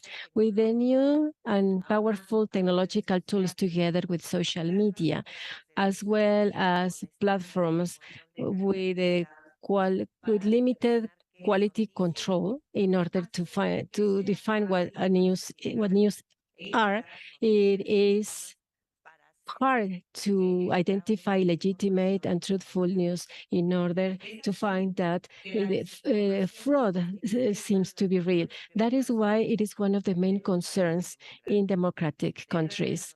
Behind fake news, there is, or in many times, there are a unlimited number of strategies to affect the public opinion and in order to affect the states and its institutions. The manipulation of information right now is dominating in the social and political context, and this is giving a negative effect for the good work of a good society. It is of high concern the way media, together with new technologies, manipulate the public opinion, and they have an influence directly or indirectly on democracy of one country. Different scandals like Cambridge Analytica, where user manipulation was essential to the results of the presidential elections in 2016 in the United States, and also the Brexit referendum in the United Kingdom, and this using dissemination campaigns or fake news manifest the latent risks in this big data era.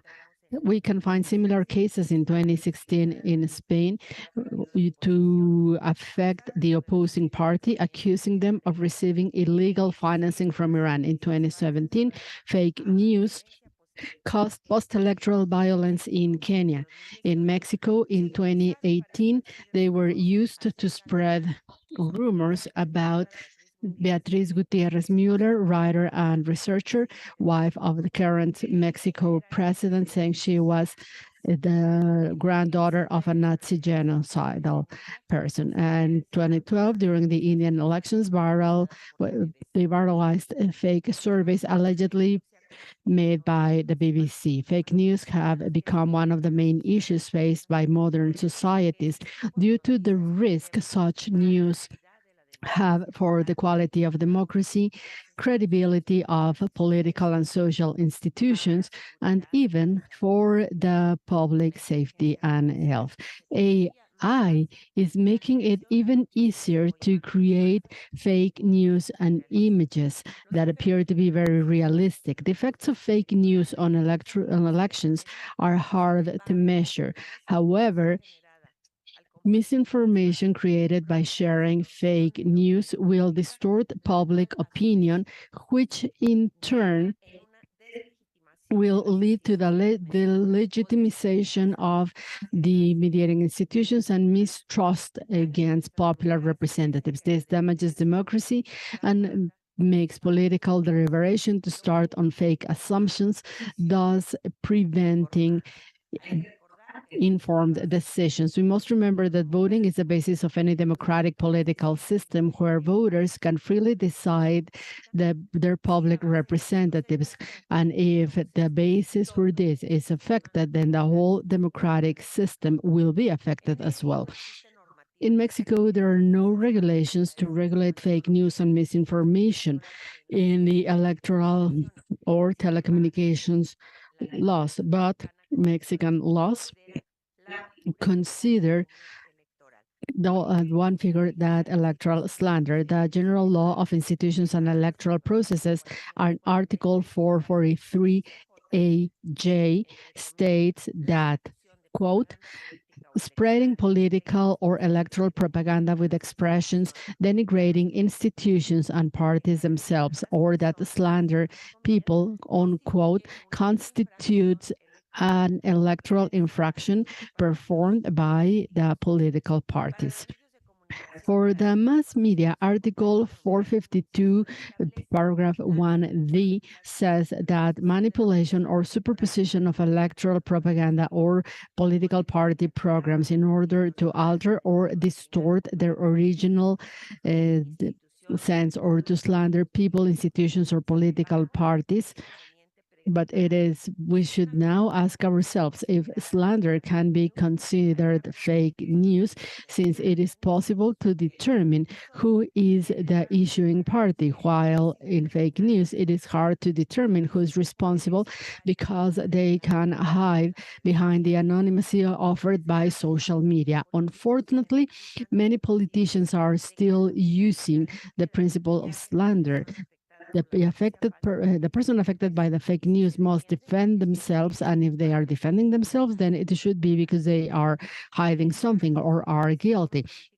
Those of us who have a political participation on the left of the country focus our participation on the ideological precepts that rule us as a political party. One of them being speaking always with the truth, contrasting, confronting ideas, and defending our programmatic principles. We do not need to slander, to deface, to manipulate information, because we are convinced that political activity must follow the principles of freedom, veracity, honesty, and transparency.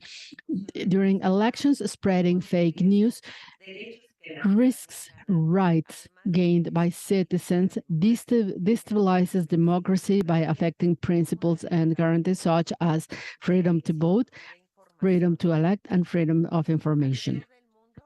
Around the world, there are attempts to combat misinformation, as has already been mentioned.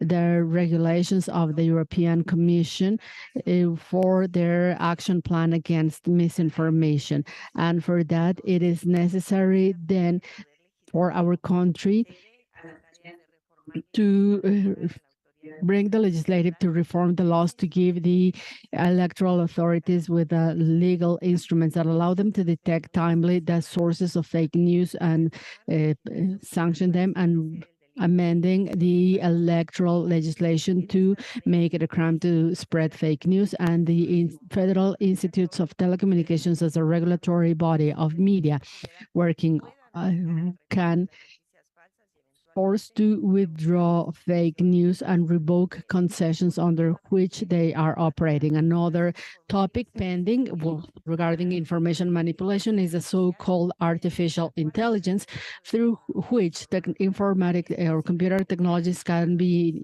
used to copy the physiognomy and voice of a person to transmit fake messages And if I may say, it will affect the real person by their image being abused. Thank you very much.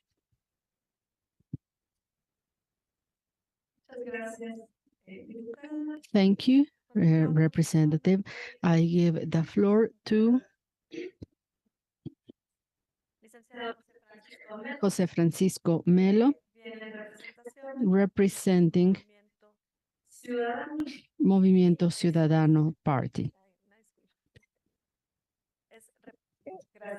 Excuse me, he is Secretary of Organization and Political Action of that party. The floor is yours.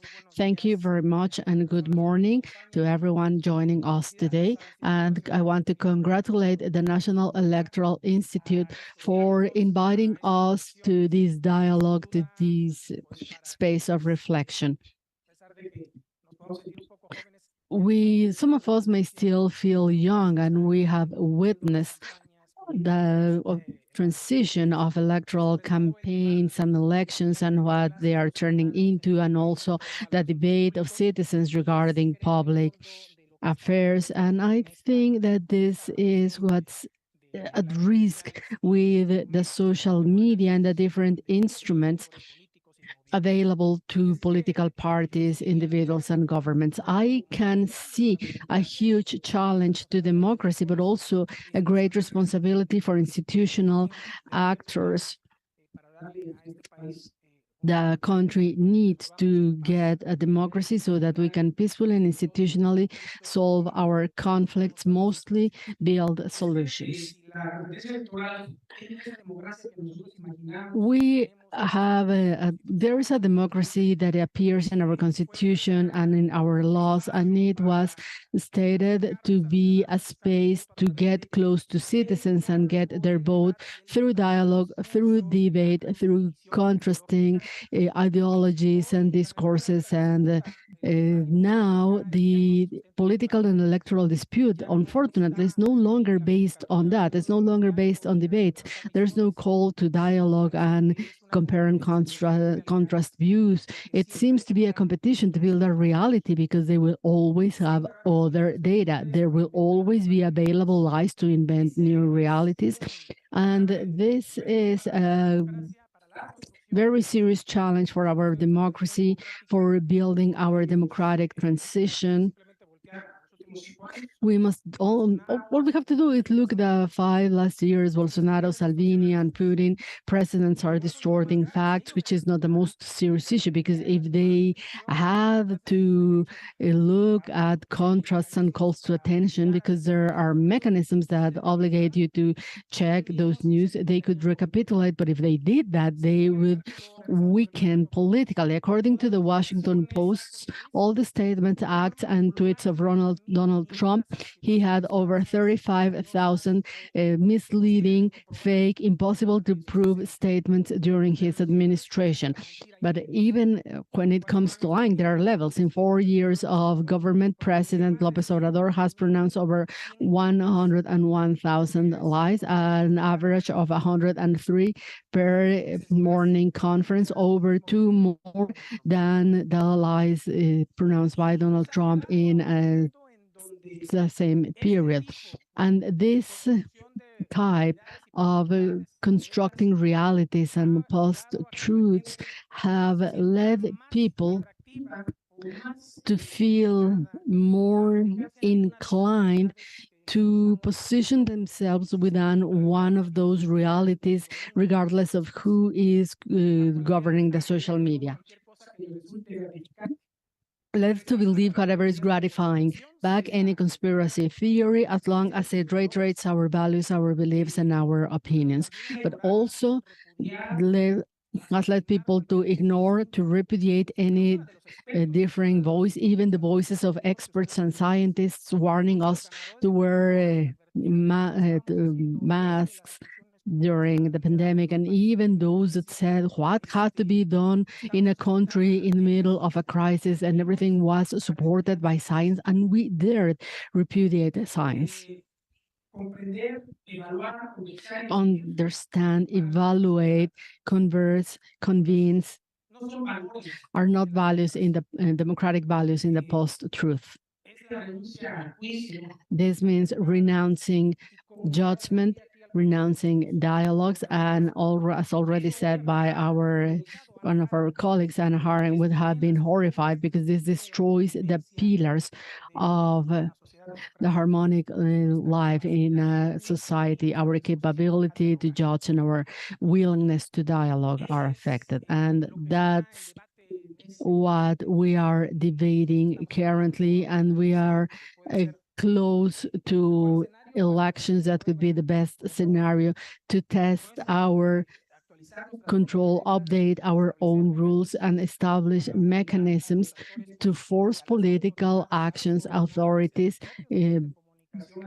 people in government and media to be accountable for their information, which is a new challenge where this institute has been put against the corner.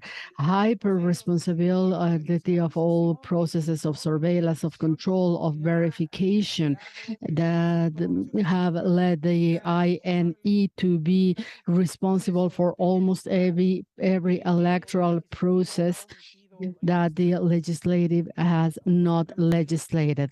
We have always been very respectful. We are always supporting the Institute and its citizen nature. We don't support attributions given to them in the face of judiciary vacuums than others that have had to be absorbed by the INE.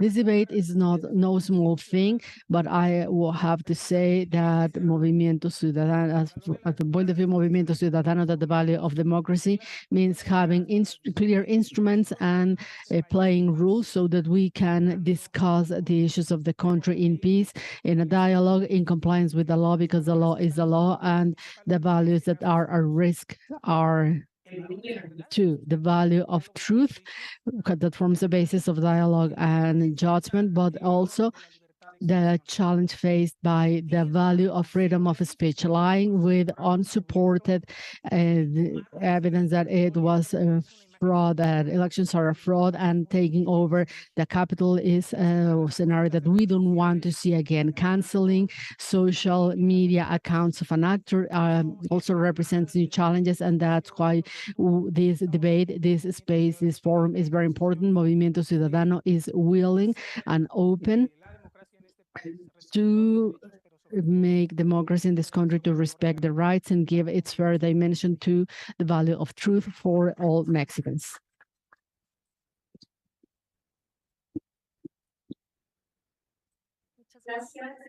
Thank you very much. We want to thank the contribution of Movimiento Ciudadano. And finally, we give the floor to Master Jorge Castañeda, who's a counselor of Morena representation before the board of the National Electoral Institute.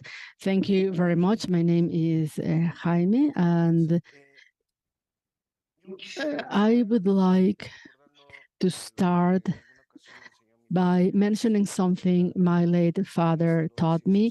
He was a political sciences teacher, and he read a lot of Orwell, and I remember a quote in 1984 that I always remember, and I have even used it in my thesis, and it says, "We will empty you and fill you with us." That's what the torturer said, the main character of his book 1984. So when it comes to misinformation and fake news, there's always necessary to talk about the semiotic analysis and also about communications and people who are specialized in building truths that are not so. Something that has been criticized very much, that is the morning conferences trying to counteract a unilateral vision of the Washington Consensus and the media of what the truth is, cannot be unilaterally understood as something that has to do, and I will say this with all seriousness, something that has to do only with the vision of those who hold the media and establish their own vision over reality. You must also hear the view of those that disagree with them. And I believe that this is a very nourishing exercise. There's another quote from Orwell that my father used in his classes and says, whether awake or asleep, working, eating at home, in the street, in the bathroom, on the bed, there was no escape, nothing. The individual was nothing but a few cubic centimeters in their own head. And it's always been like that. Misinformation maybe a virus fighting for space inside the head of people, and it has to be combated. And of course, if we talk about what a government does, and if there's a position regarding what a government does, and you want to fight it, the easiest to say is that they are lies, that they are saying things that are untrue. So how can we combat misinformation? Western democracies do it through democratic exercises that are putting facts against each other. I find it very interesting that you can use factic data about the poverty levels and the popularity of the government in rule that apparently that seem not to match. Misinformation practices are always trying to create a hegemony about the world conception and how it should work. And I believe that this is what has been brought to the table during this administration, struggling against the hegemony and the way of thinking against a different way of seeing reality. I believe that from the left, where we've always said that the fight for legality is a fundamental matter, we must fight at all times against misinformation. I have two examples. But first, I must say that all agreements necessary have to be signed, all those that are ethically necessary to prevent misinformation, and not just because it is said, but because it is so. Political parties must be accountable for anything their militants and sympathizers do, and that is in the law. Following this order of idea, I would like to mention a few emblematic cases and comment on how we are constitutionally and legally speaking. In the whole Mexican state, the only assumption regarding slander is the electoral one. And it exists because of misinformation and because of slander. And that is in the Constitution. It's in the Constitution with a purpose. It was eliminated for civil codes and for any other discussion that were part of common law, but slander is the constitutional regulations about slander are still in the electoral law, and that says a lot about this field. And then we have some cases that I'm going to list, and they define the 2024 electoral battle, and it is of the utmost importance to state them in this forum. The owner of a TV chain calling Animal Farm to candidate. I'm not going to re-victimize her, but the higher court, the highest electoral court, said, oh, that's okay. And some other attacks where a certain candidate was subject, a pre-candidate was subject one of these pre-candidates of Brian used artificial intelligence to combat another candidate from another party, saying no something, and then you cannot present any complaint because it was artificial intelligence. So artificial intelligence is here in Mexico, and now artificial intelligence are speaking on behalf of, and you cannot do anything because they are using the judiciary passive or calling her a member of a federal representative of the ruling party. And this was said by a TV anchor, and the higher court is using freedom of speech to not rule against. And well, that's all the time I have, but I think that we have to face misinformation and defamation, and I would like to make these contrasts clear and how important it is to combat misinformation through information to allow people to decide rather than being emptied and filled with what they want. Thank you very much.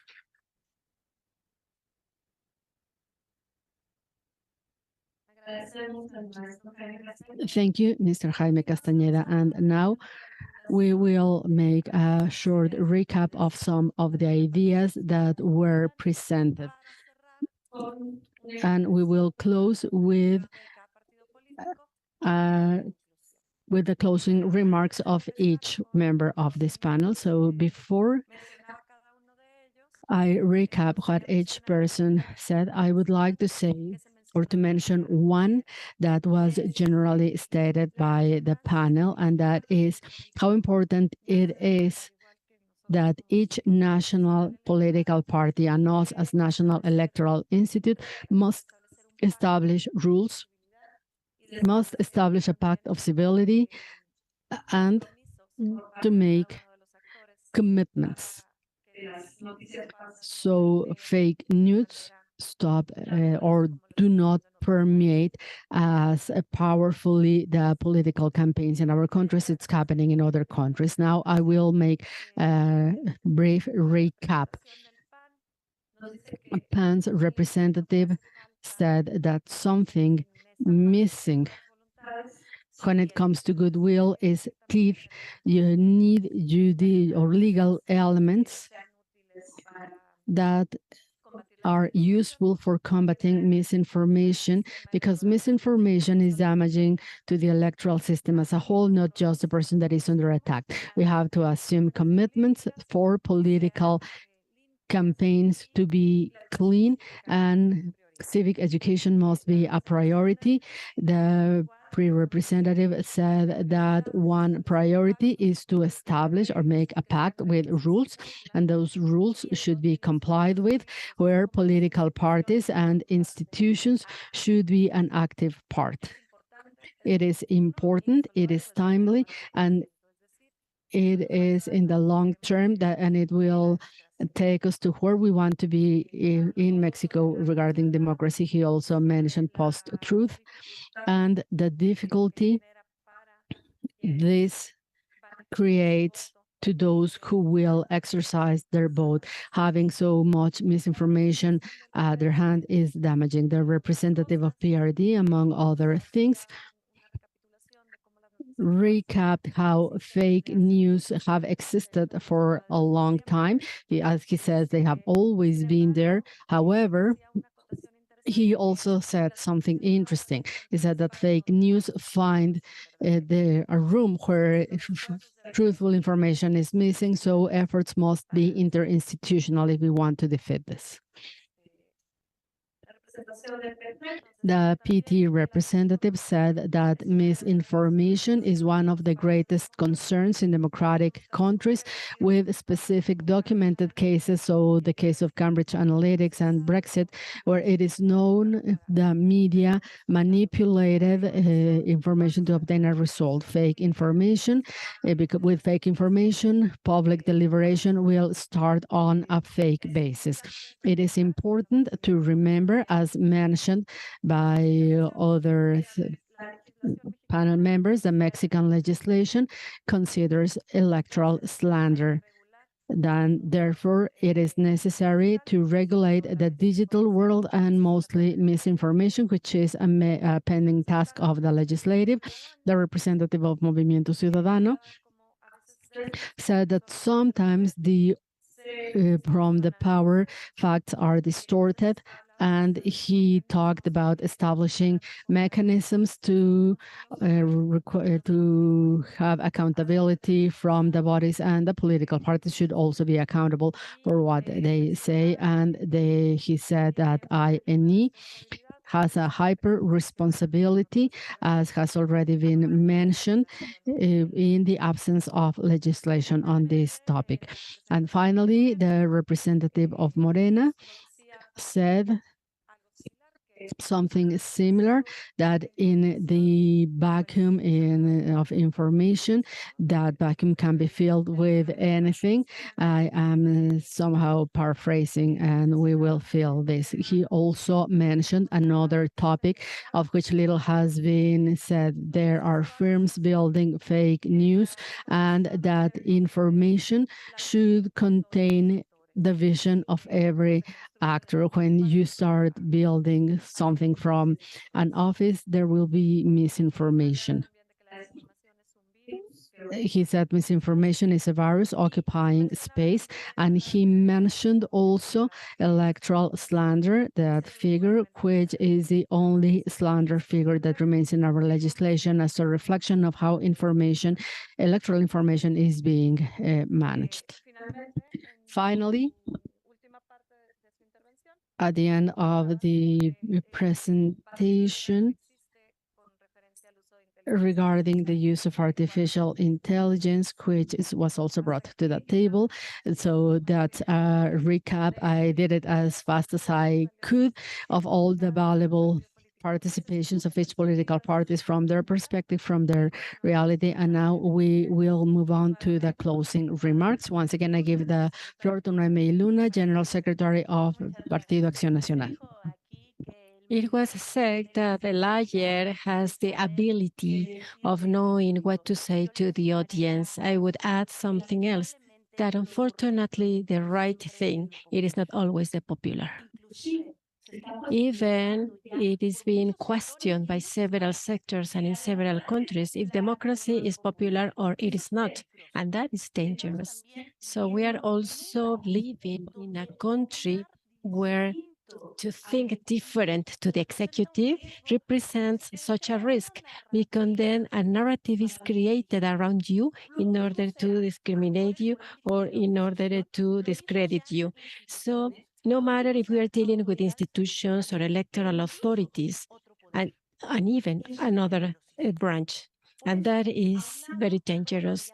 And together to what it was already said in here, obviously at PAN, we said yes to this civil pact. So we want to speak with the truth. And we also think it is fundamental and necessary to have collaborations among governments, of NGOs, technological platforms, and communication media, in order to share truthful information and to coordinate efforts against misinformation. Today, we know, as it was very well said, that artificial intelligence and other emerging technologies present plenty of challenges as well as opportunities when struggling against the electoral disinformation. That is why it is so important to make this invitation to every political party to act following the legal side. So we will stop from using these illegal practices damaging democracy.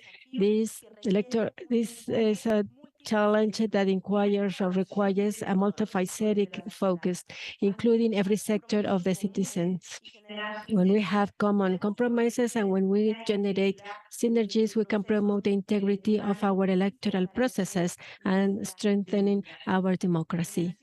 In PAN party and obviously in the electoral coalition that we are organizing, we are part of this commitment because we want to win, but we want to win with clean hands, with legality, and with absolute respect to citizens, female citizens, male citizens, and mainly we want to protect Mexico and its future. And for this is necessary not to discredit the political work in general in order to save our democratic life and parties.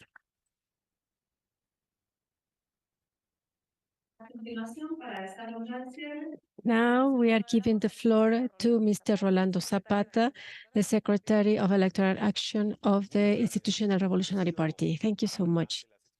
The expressions have been abundant in here regarding the disinformation phenomena and post-truth phenomena, and to every technological element that today allows us to have a huge mechanism to spread the information.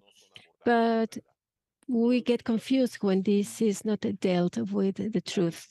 I can tell that disinformation is the poison of our democracy.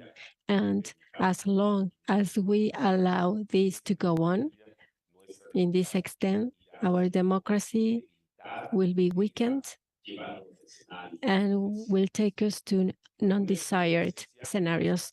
An essential element that has been mentioned this morning, today, is that this information is not only generating doubts around truth, it is building alternate realities, but also this information polarizes and inhibits society, divides society, splits society up.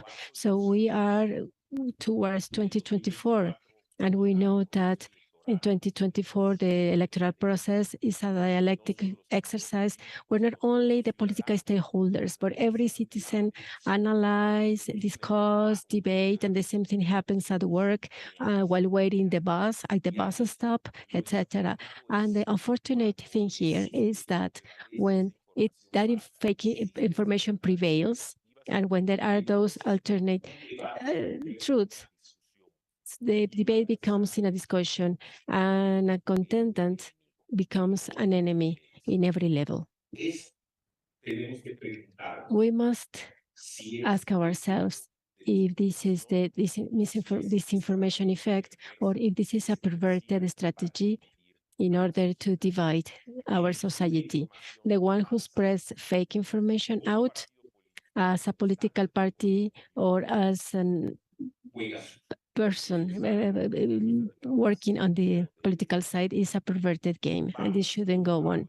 So we are following an ethical pact, an ethical agreement, but we are also going with an organization that is not only going to tell us which one is fake news, but also an organization letting us know what information is truthful, because it is important for citizens to know with truth the number of Mexicans that have no health services. All the problems in this area, and the idea is to have the proper accountability before authorities, which allow us to take our democracy to a path where reason prevails over emotion. Thank you so much.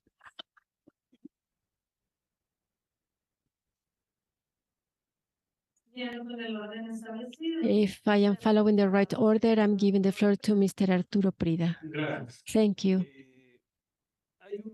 I have some data that we have to take into account if we really want to build such a mechanism to stop the lies spreading out. In all these things that we are analyzing that has to do, and we have agreed that this has to do work that each of us must be part of, and not only from this side of the society, this is to say parties or autonomous bodies, etc. But on the other side, where the executive every day is destroyed, the best way to combat this information in this country is by having this agency news, a robust agency news for in the state in order to generate and to inform the type of required contents in order to avoid the existence of this proliferation of lies every day and in the political scenario. And what the Mexican state does is they close those newscast agency because they have this a report that the president carries out every day, every morning. And the important thing here is when lies represent lives. This is at the expense of people's lives. When we were during the pandemic times on April the 3rd, the almost saint Secretary of Health, the Ministry of Health said that masks was just a fake sensation of safety. And that day, 4,200 people got the COVID with plenty of deaths. This is the day when he said that the mask was a fake sensation of feeling safe. 1 month later, in this country, were 37,505 people with this COVID, and over 1,000 Mexicans died. So fake news, lies, really represent lives. And this is one of the things everyone must understand as society in order to stop it. Thank you so much.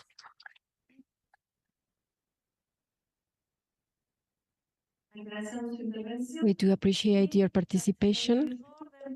Now, following the same order, in order to close and for her last participation is Magdalena Núñez from Labour Party. Thank you so much. We are facing the largest electoral process in the history of our country, over 20,000 positions of election, direct election, will be taking place. And it is in that context where the topic that we are dealing with today has huge relevance. And here we are talking about truth and lies. In the political context, what it is going to be set on the table and to dispute is a nation project. Here we have two different divisions where we would like to take our country to. And this doesn't mean that it is true or lie. This means that we are telling the population to build a country with certain features or characteristics. As the left party, we go for a country full of democracy, an inclusion country, a country of justice, a different vision of that situation since that neoliberal exercise was imposed in all over region in such a way that to say that if it is true or it is a lie, it is a relative situation. Let's compare the situation in our countries as well as building models of a new reality for each Mexican. That is why our party is available, is open to sign that agreement. This is to put in right in the center a process where ourselves as the main stakeholders can guarantee population information. This is, we're going to deliver truthful information that has to do with our country, vision of our country. And as it was mentioned, we have two encounter positions, and clear and precise and accurate information will allow that the electorate, voters, can make an informed decision based on real data. So I remind you something, the 2006 election, with only one very well organized phrase from a political office of political marketing that was very determined for the one who was the candidate back then, the best positioned candidate, had a terrible effect. And that phrase was, it is a danger. This is dangerous for Mexico. without any explanation. So just Andres is dangerous for Mexico. Thank you so much.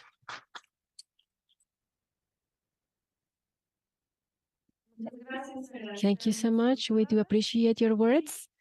And in order to go on, we give the floor to Mr. Francisco Medelo from Movimiento Ciudadano Party. Thank you so much. It is a fortune for me, the fact that I listened these panelists, but I dare to encourage from a consensus the idea that to combat fake news, it is compulsory of public and of every electoral, of every party.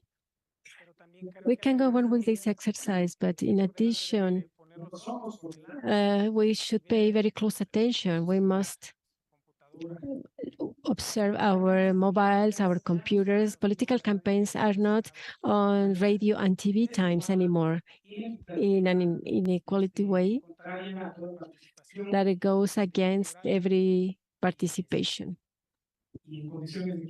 And these equity conditions are not there anymore. The political messages, good and bad messages, democratic messages, and hate messages are in social media. And I believe that all that you are saying, that you are warning, you should be the first people in encouraging, first of all, the fact that this National Electoral Institute must be more present in these electoral processes, because the participation level society was 17%.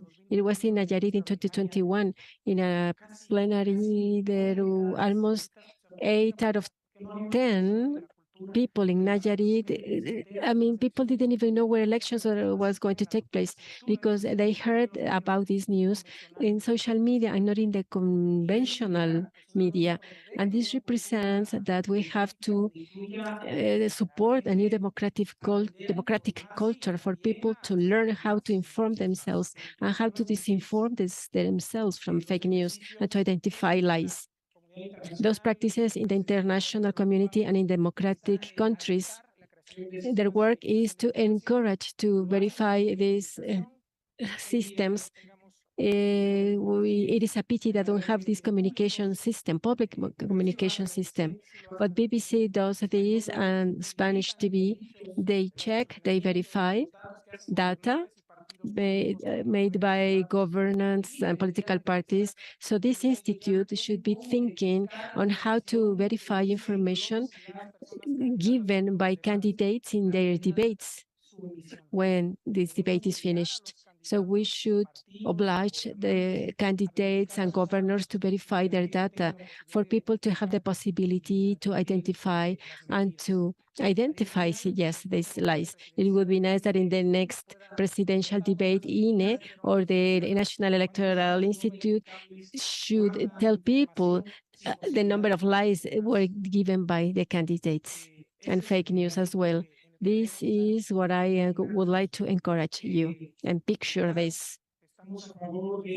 We are on the side of working on pacts, rules, plenty of transparency, plenty of technology commitments, including the public power, but also the technological companies that are taking plenty of public budget because they blocked the ruling party to have 20 spots against one of Movimiento Ciudadano Party. Most of campaigns are in social media. So the commitment is for public power, for technological companies and the civil society, and for universities to be the ones who must struggle in order to privilege and defend the right to truth. So the struggle must be made by defending the freedom of speech. We don't want more journalists who are accused of slander, millionaire slanders by governors, by political people who really have the jurisdiction. Thank you very much.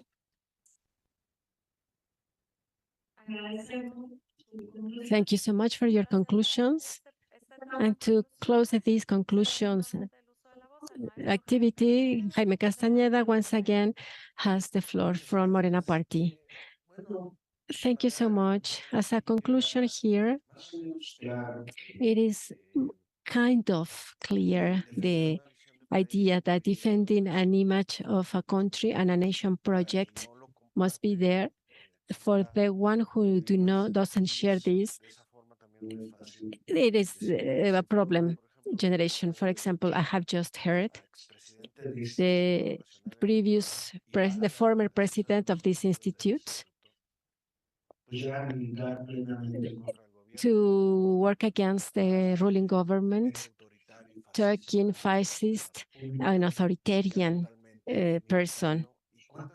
And the number of lies and fake news said this man here when he was in charge of this institute, when he was speaking against Morena and his allied parties.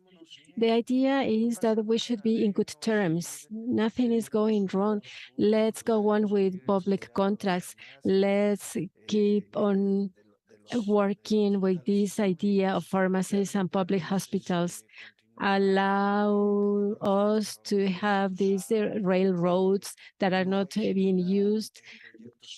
Let's not start working with these priority exercises. It is easy to say that we can get along with each other, but the problem is when we touch interests. So everybody accuses you that you are doing wrong. And that's what is happening right now.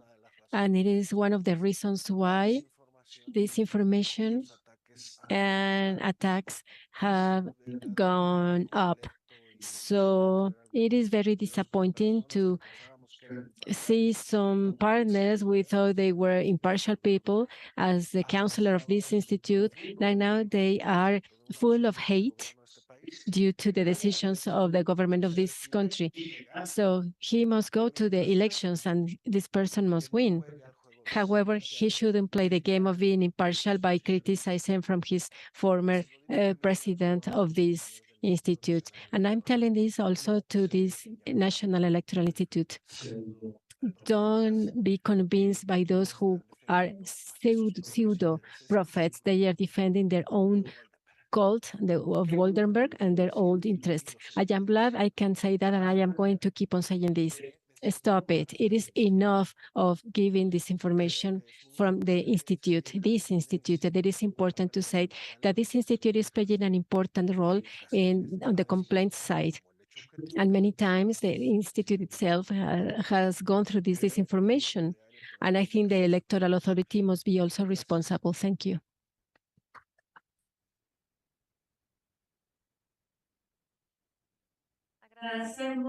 Thank you so much. The Morena's party conclusions. And once again, thank you so much to each one of our panelists for the assumed commitment that you took today. As we said in this panel, the right of truth is a commitment that all of us must assume from every sector where we are. Thank you so much to our audience, virtual audience and on-site audience. We are having a break and we are going to ask to our ceremony master to give information. Thank you so much to each one of the participants of this panel. And to go on, we are going to have a break and we are going to take the closing ceremony.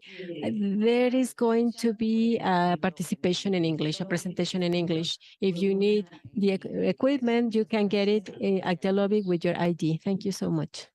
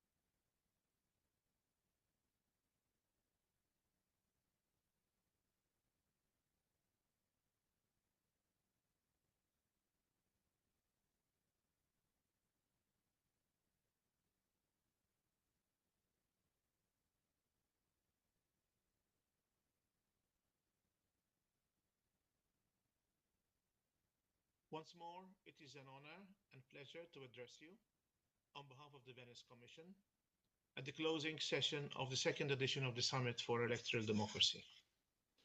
This is my second virtual participation in this important event, and I sincerely hope that next time I shall be able to join you in person. This summit provides opportunities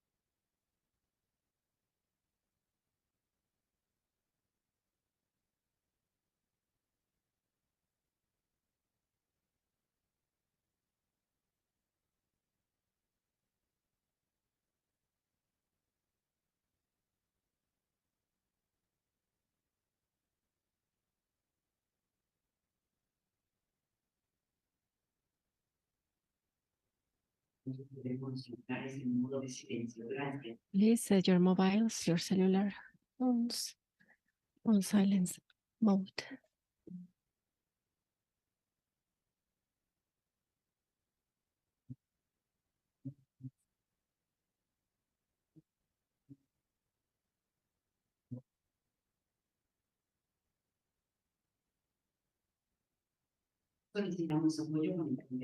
We request support to the countdown in order to get started.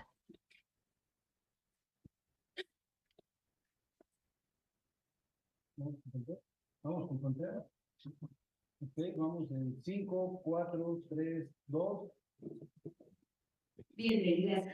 Welcome everyone to the closing session of the second Electoral Democracy Summit. The President Councillor of the National Electoral Institute, Guadalupe Zavala, is the head of this closing session. The Director for America and the Caribbean of the National Foundation for Electoral Systems, Máximo Saldívar, IFES. The head of the Executive Ministry, Marilena Cornejo Esparza.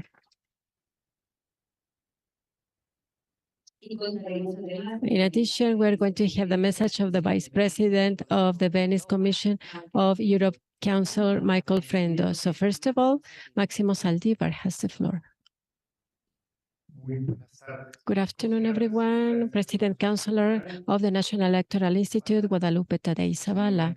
Mr. Michael Frendo, Vice President of the Venice Commission of the European Council, INE councillors, officials, and INE directors and representatives of political parties who are present here, and the audience.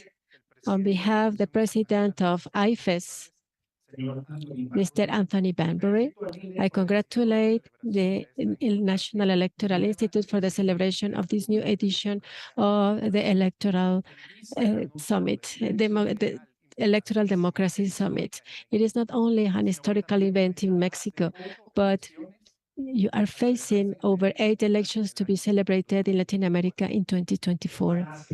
That is why this summit is extremely on time in order to talk in a positive and propositive way how the electoral authorities can face such problems as disinformation and the problems that carries along that will affect undoubtedly every electoral process that were already previously mentioned.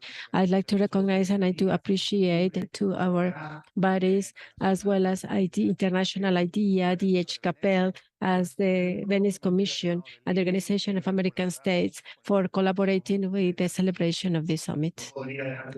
I would like to also celebrate the technical directors of the Coordination and International Cooperation of the Institute, because this summit wouldn't be possible without them. For those who devoted plenty of hours and effort in showing their capacity and professionalism.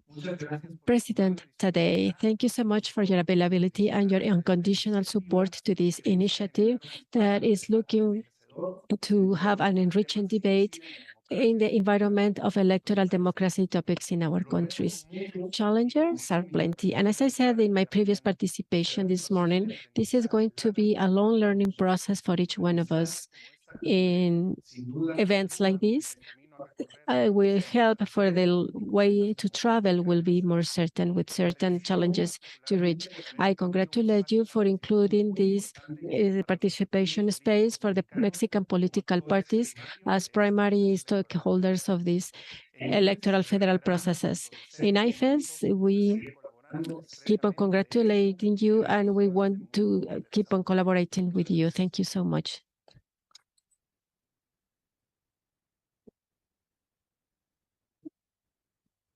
Now we are going to listen to the Michael Frendo's message, please, video.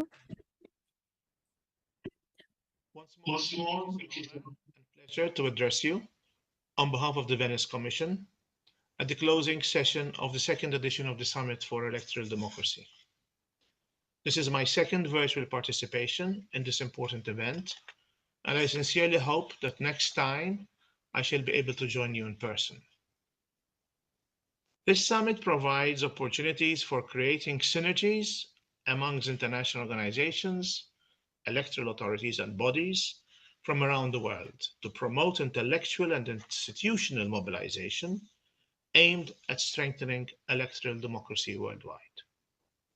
Electoral authorities in the face of misinformation, the topic that you have dealt with in these past days, is a crucial one for electoral democracy.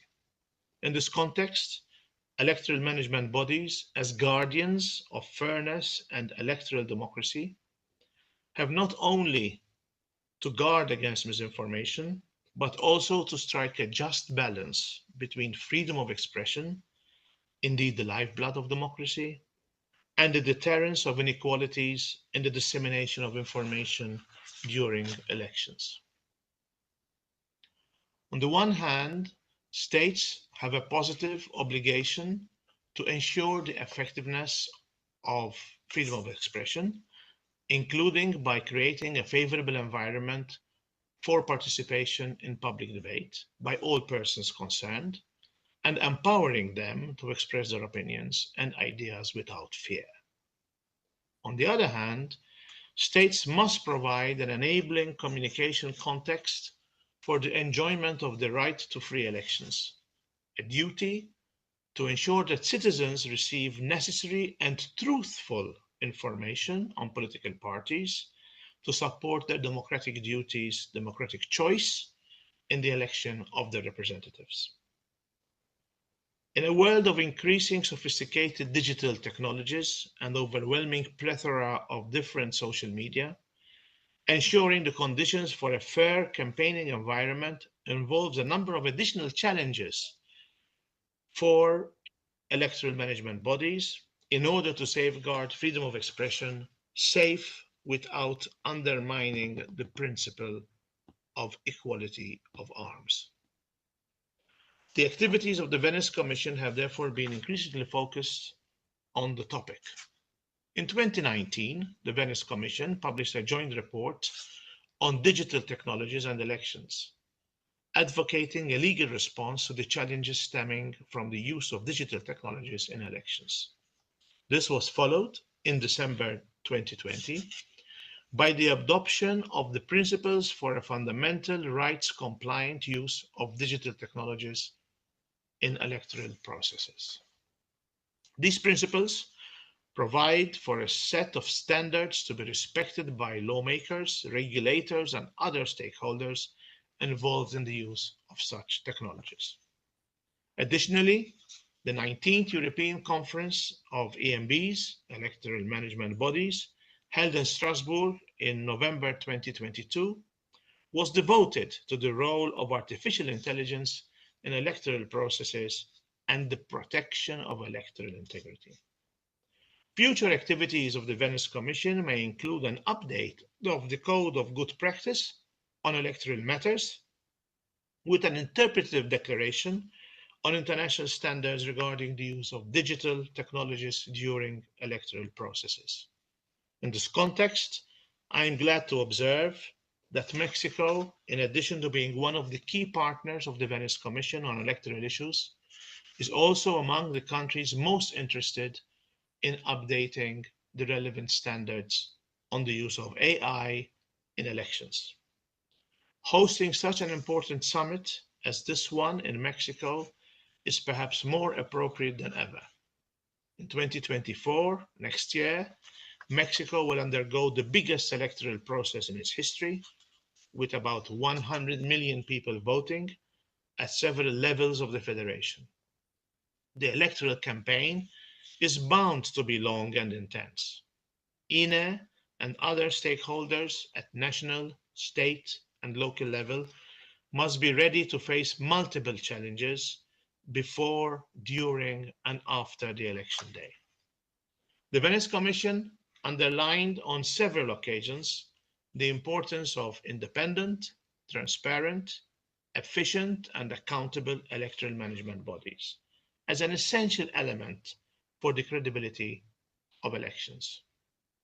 As you may recall, This was recently reiterated in the 2022 opinion on the draft constitutional amendments concerning the electoral system of Mexico. It is a fact that in Latin America, autonomous EMBs have made an essential contribution to the processes of democratic transition and consolidation, playing a significant role in ensuring relevant fundamental rights. However, the unhindered operation of EMBs and the stability of electoral law remain crucial. While efforts aimed at strengthening the electoral process are always welcome, the stability and certainty of electoral legislation remain paramount factors in any electoral democracy, as well as in instilling confidence in the voters as to the fairness and integrity of the process. In this context, as always, the Venice Commission remains ready to provide any legal and technical assistance within its mandate. We sincerely hope to continue our long and fruitful cooperation with INA and other interlocutors, based on our common commitment to the values of democracy and of free and fair elections. We will continue to support the efforts of the organizers of the Global Summit and our partner institutions in their efforts to improve electoral legislation and practice. The second Global Summit on Electoral Democracy is further evidence of your continuing work in addressing these upcoming challenges. We truly support your efforts, we welcome them, and we congratulate you once more on this important international initiative. Thank you.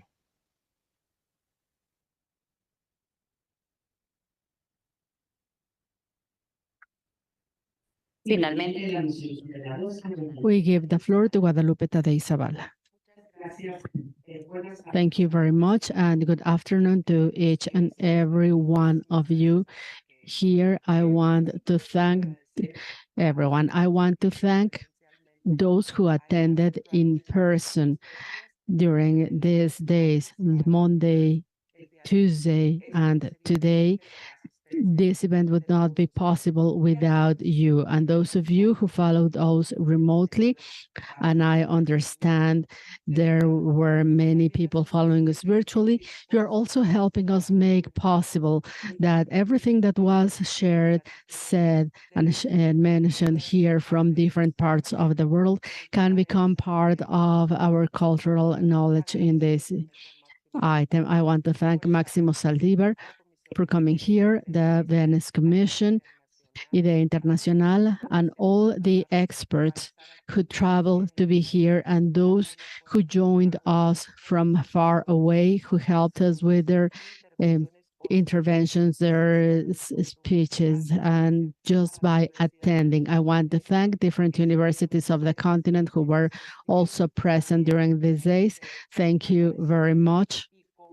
And of course, I thank the universities in our country who were also present, the authorities from Guatemala, Ecuador, and some other countries. If I forget, Somalia, Costa Rica, I think I did not mention, but all the other countries. Thank you very much for joining us in this activity, which for INE is of the utmost importance. I want to thank also the Executive Secretary, Marilena Cornejo, who was always paying attention to this event. We are passionate about this function, and the International Affairs Unit, Arlene Cabral, and everyone in her team. Thank you very much for your work. It was really agile, and it made this event possible. This topic is no minor one at this point. Our country is undergoing an electoral process that is highly complicated, not only due to the size or the number of voters who will be an essential part of the electoral system on the elections on election day, but because of all the other elements that today are part of our daily life. The topic of misinformation is no minor. It's so relevant, it's so important that it brought several countries today to this summit. How can we forget that these summits for electoral democracy are essential for an in-depth academic study and political study, an in-depth legal electoral part, and in this side, once the round of elections in Latin America, including our country, is over, would lead us to rethink of how much control do we have of everything surrounding elections. I also want to thank political parties that are a substantial part of this institute. And here in the board, maximum political parties are a central part.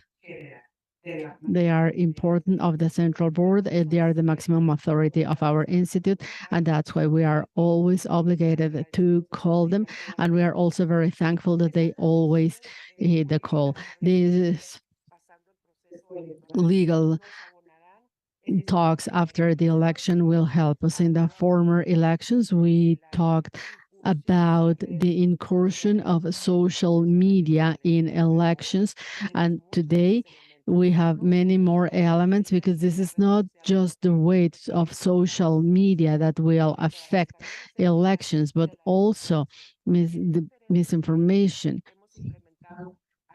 Different countries have implemented differentiated techniques, all with the same handle, which is contrasting public disinformation with elements of veracity and certainty that can be given from electoral institutions, from electoral authorities. And this is something that has been done precisely to fight that topic of the last 3 days, the topic that appeared presentation after presentation, all those presentations that were generously delivered during this summit. And this shows how the obligation that electoral authorities throughout the world have to move forward, working in the face of this topic. And this is an essential of this essence in Latin America. We can no longer delay including it in academic, political, and legal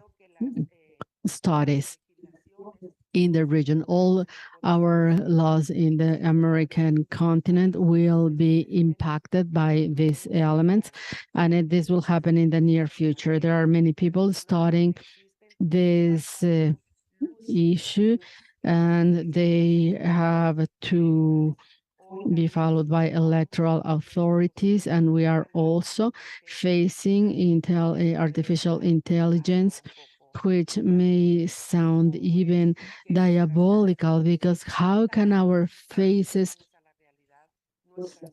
look so close to reality, our voice, our behavior?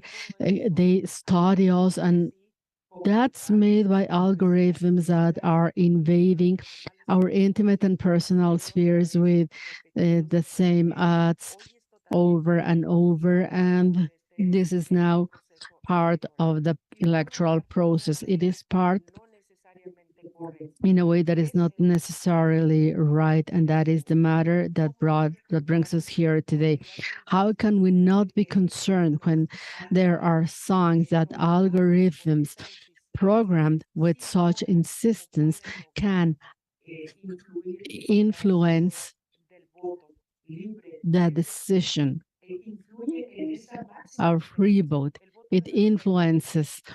We must remember our tenet that the vote has to be free and secret, and it should be, and the vote of a person in Baja California Sur is as important as that of a person which on the other side of the country in the state of Yucatan.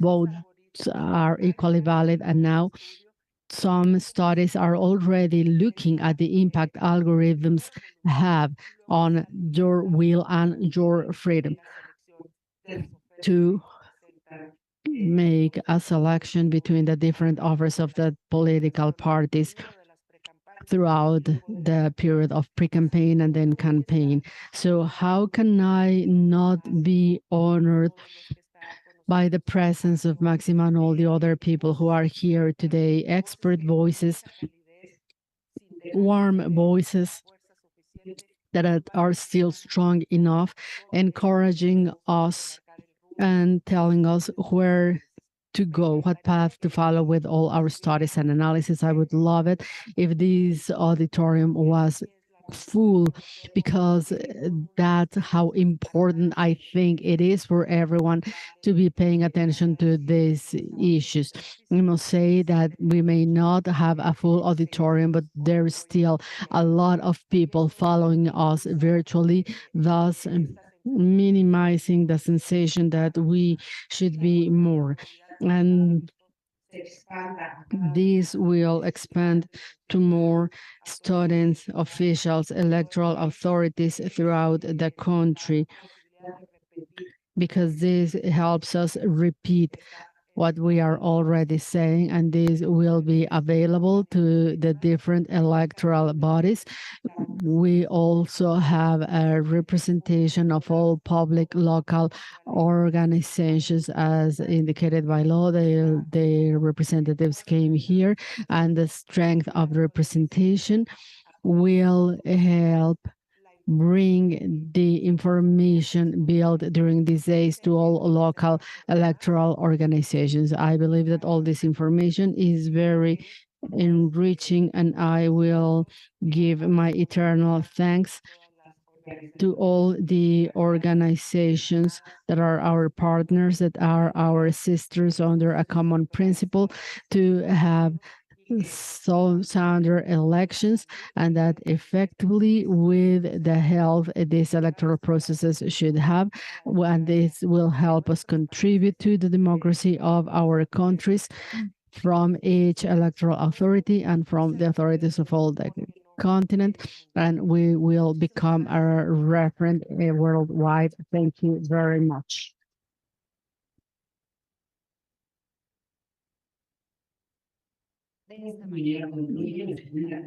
This is the end of the second Summit for Electoral Democracy. The National Electoral Institute will thank all participants, attendants, and those who followed us through the live broadcast. Thank you very much and good afternoon.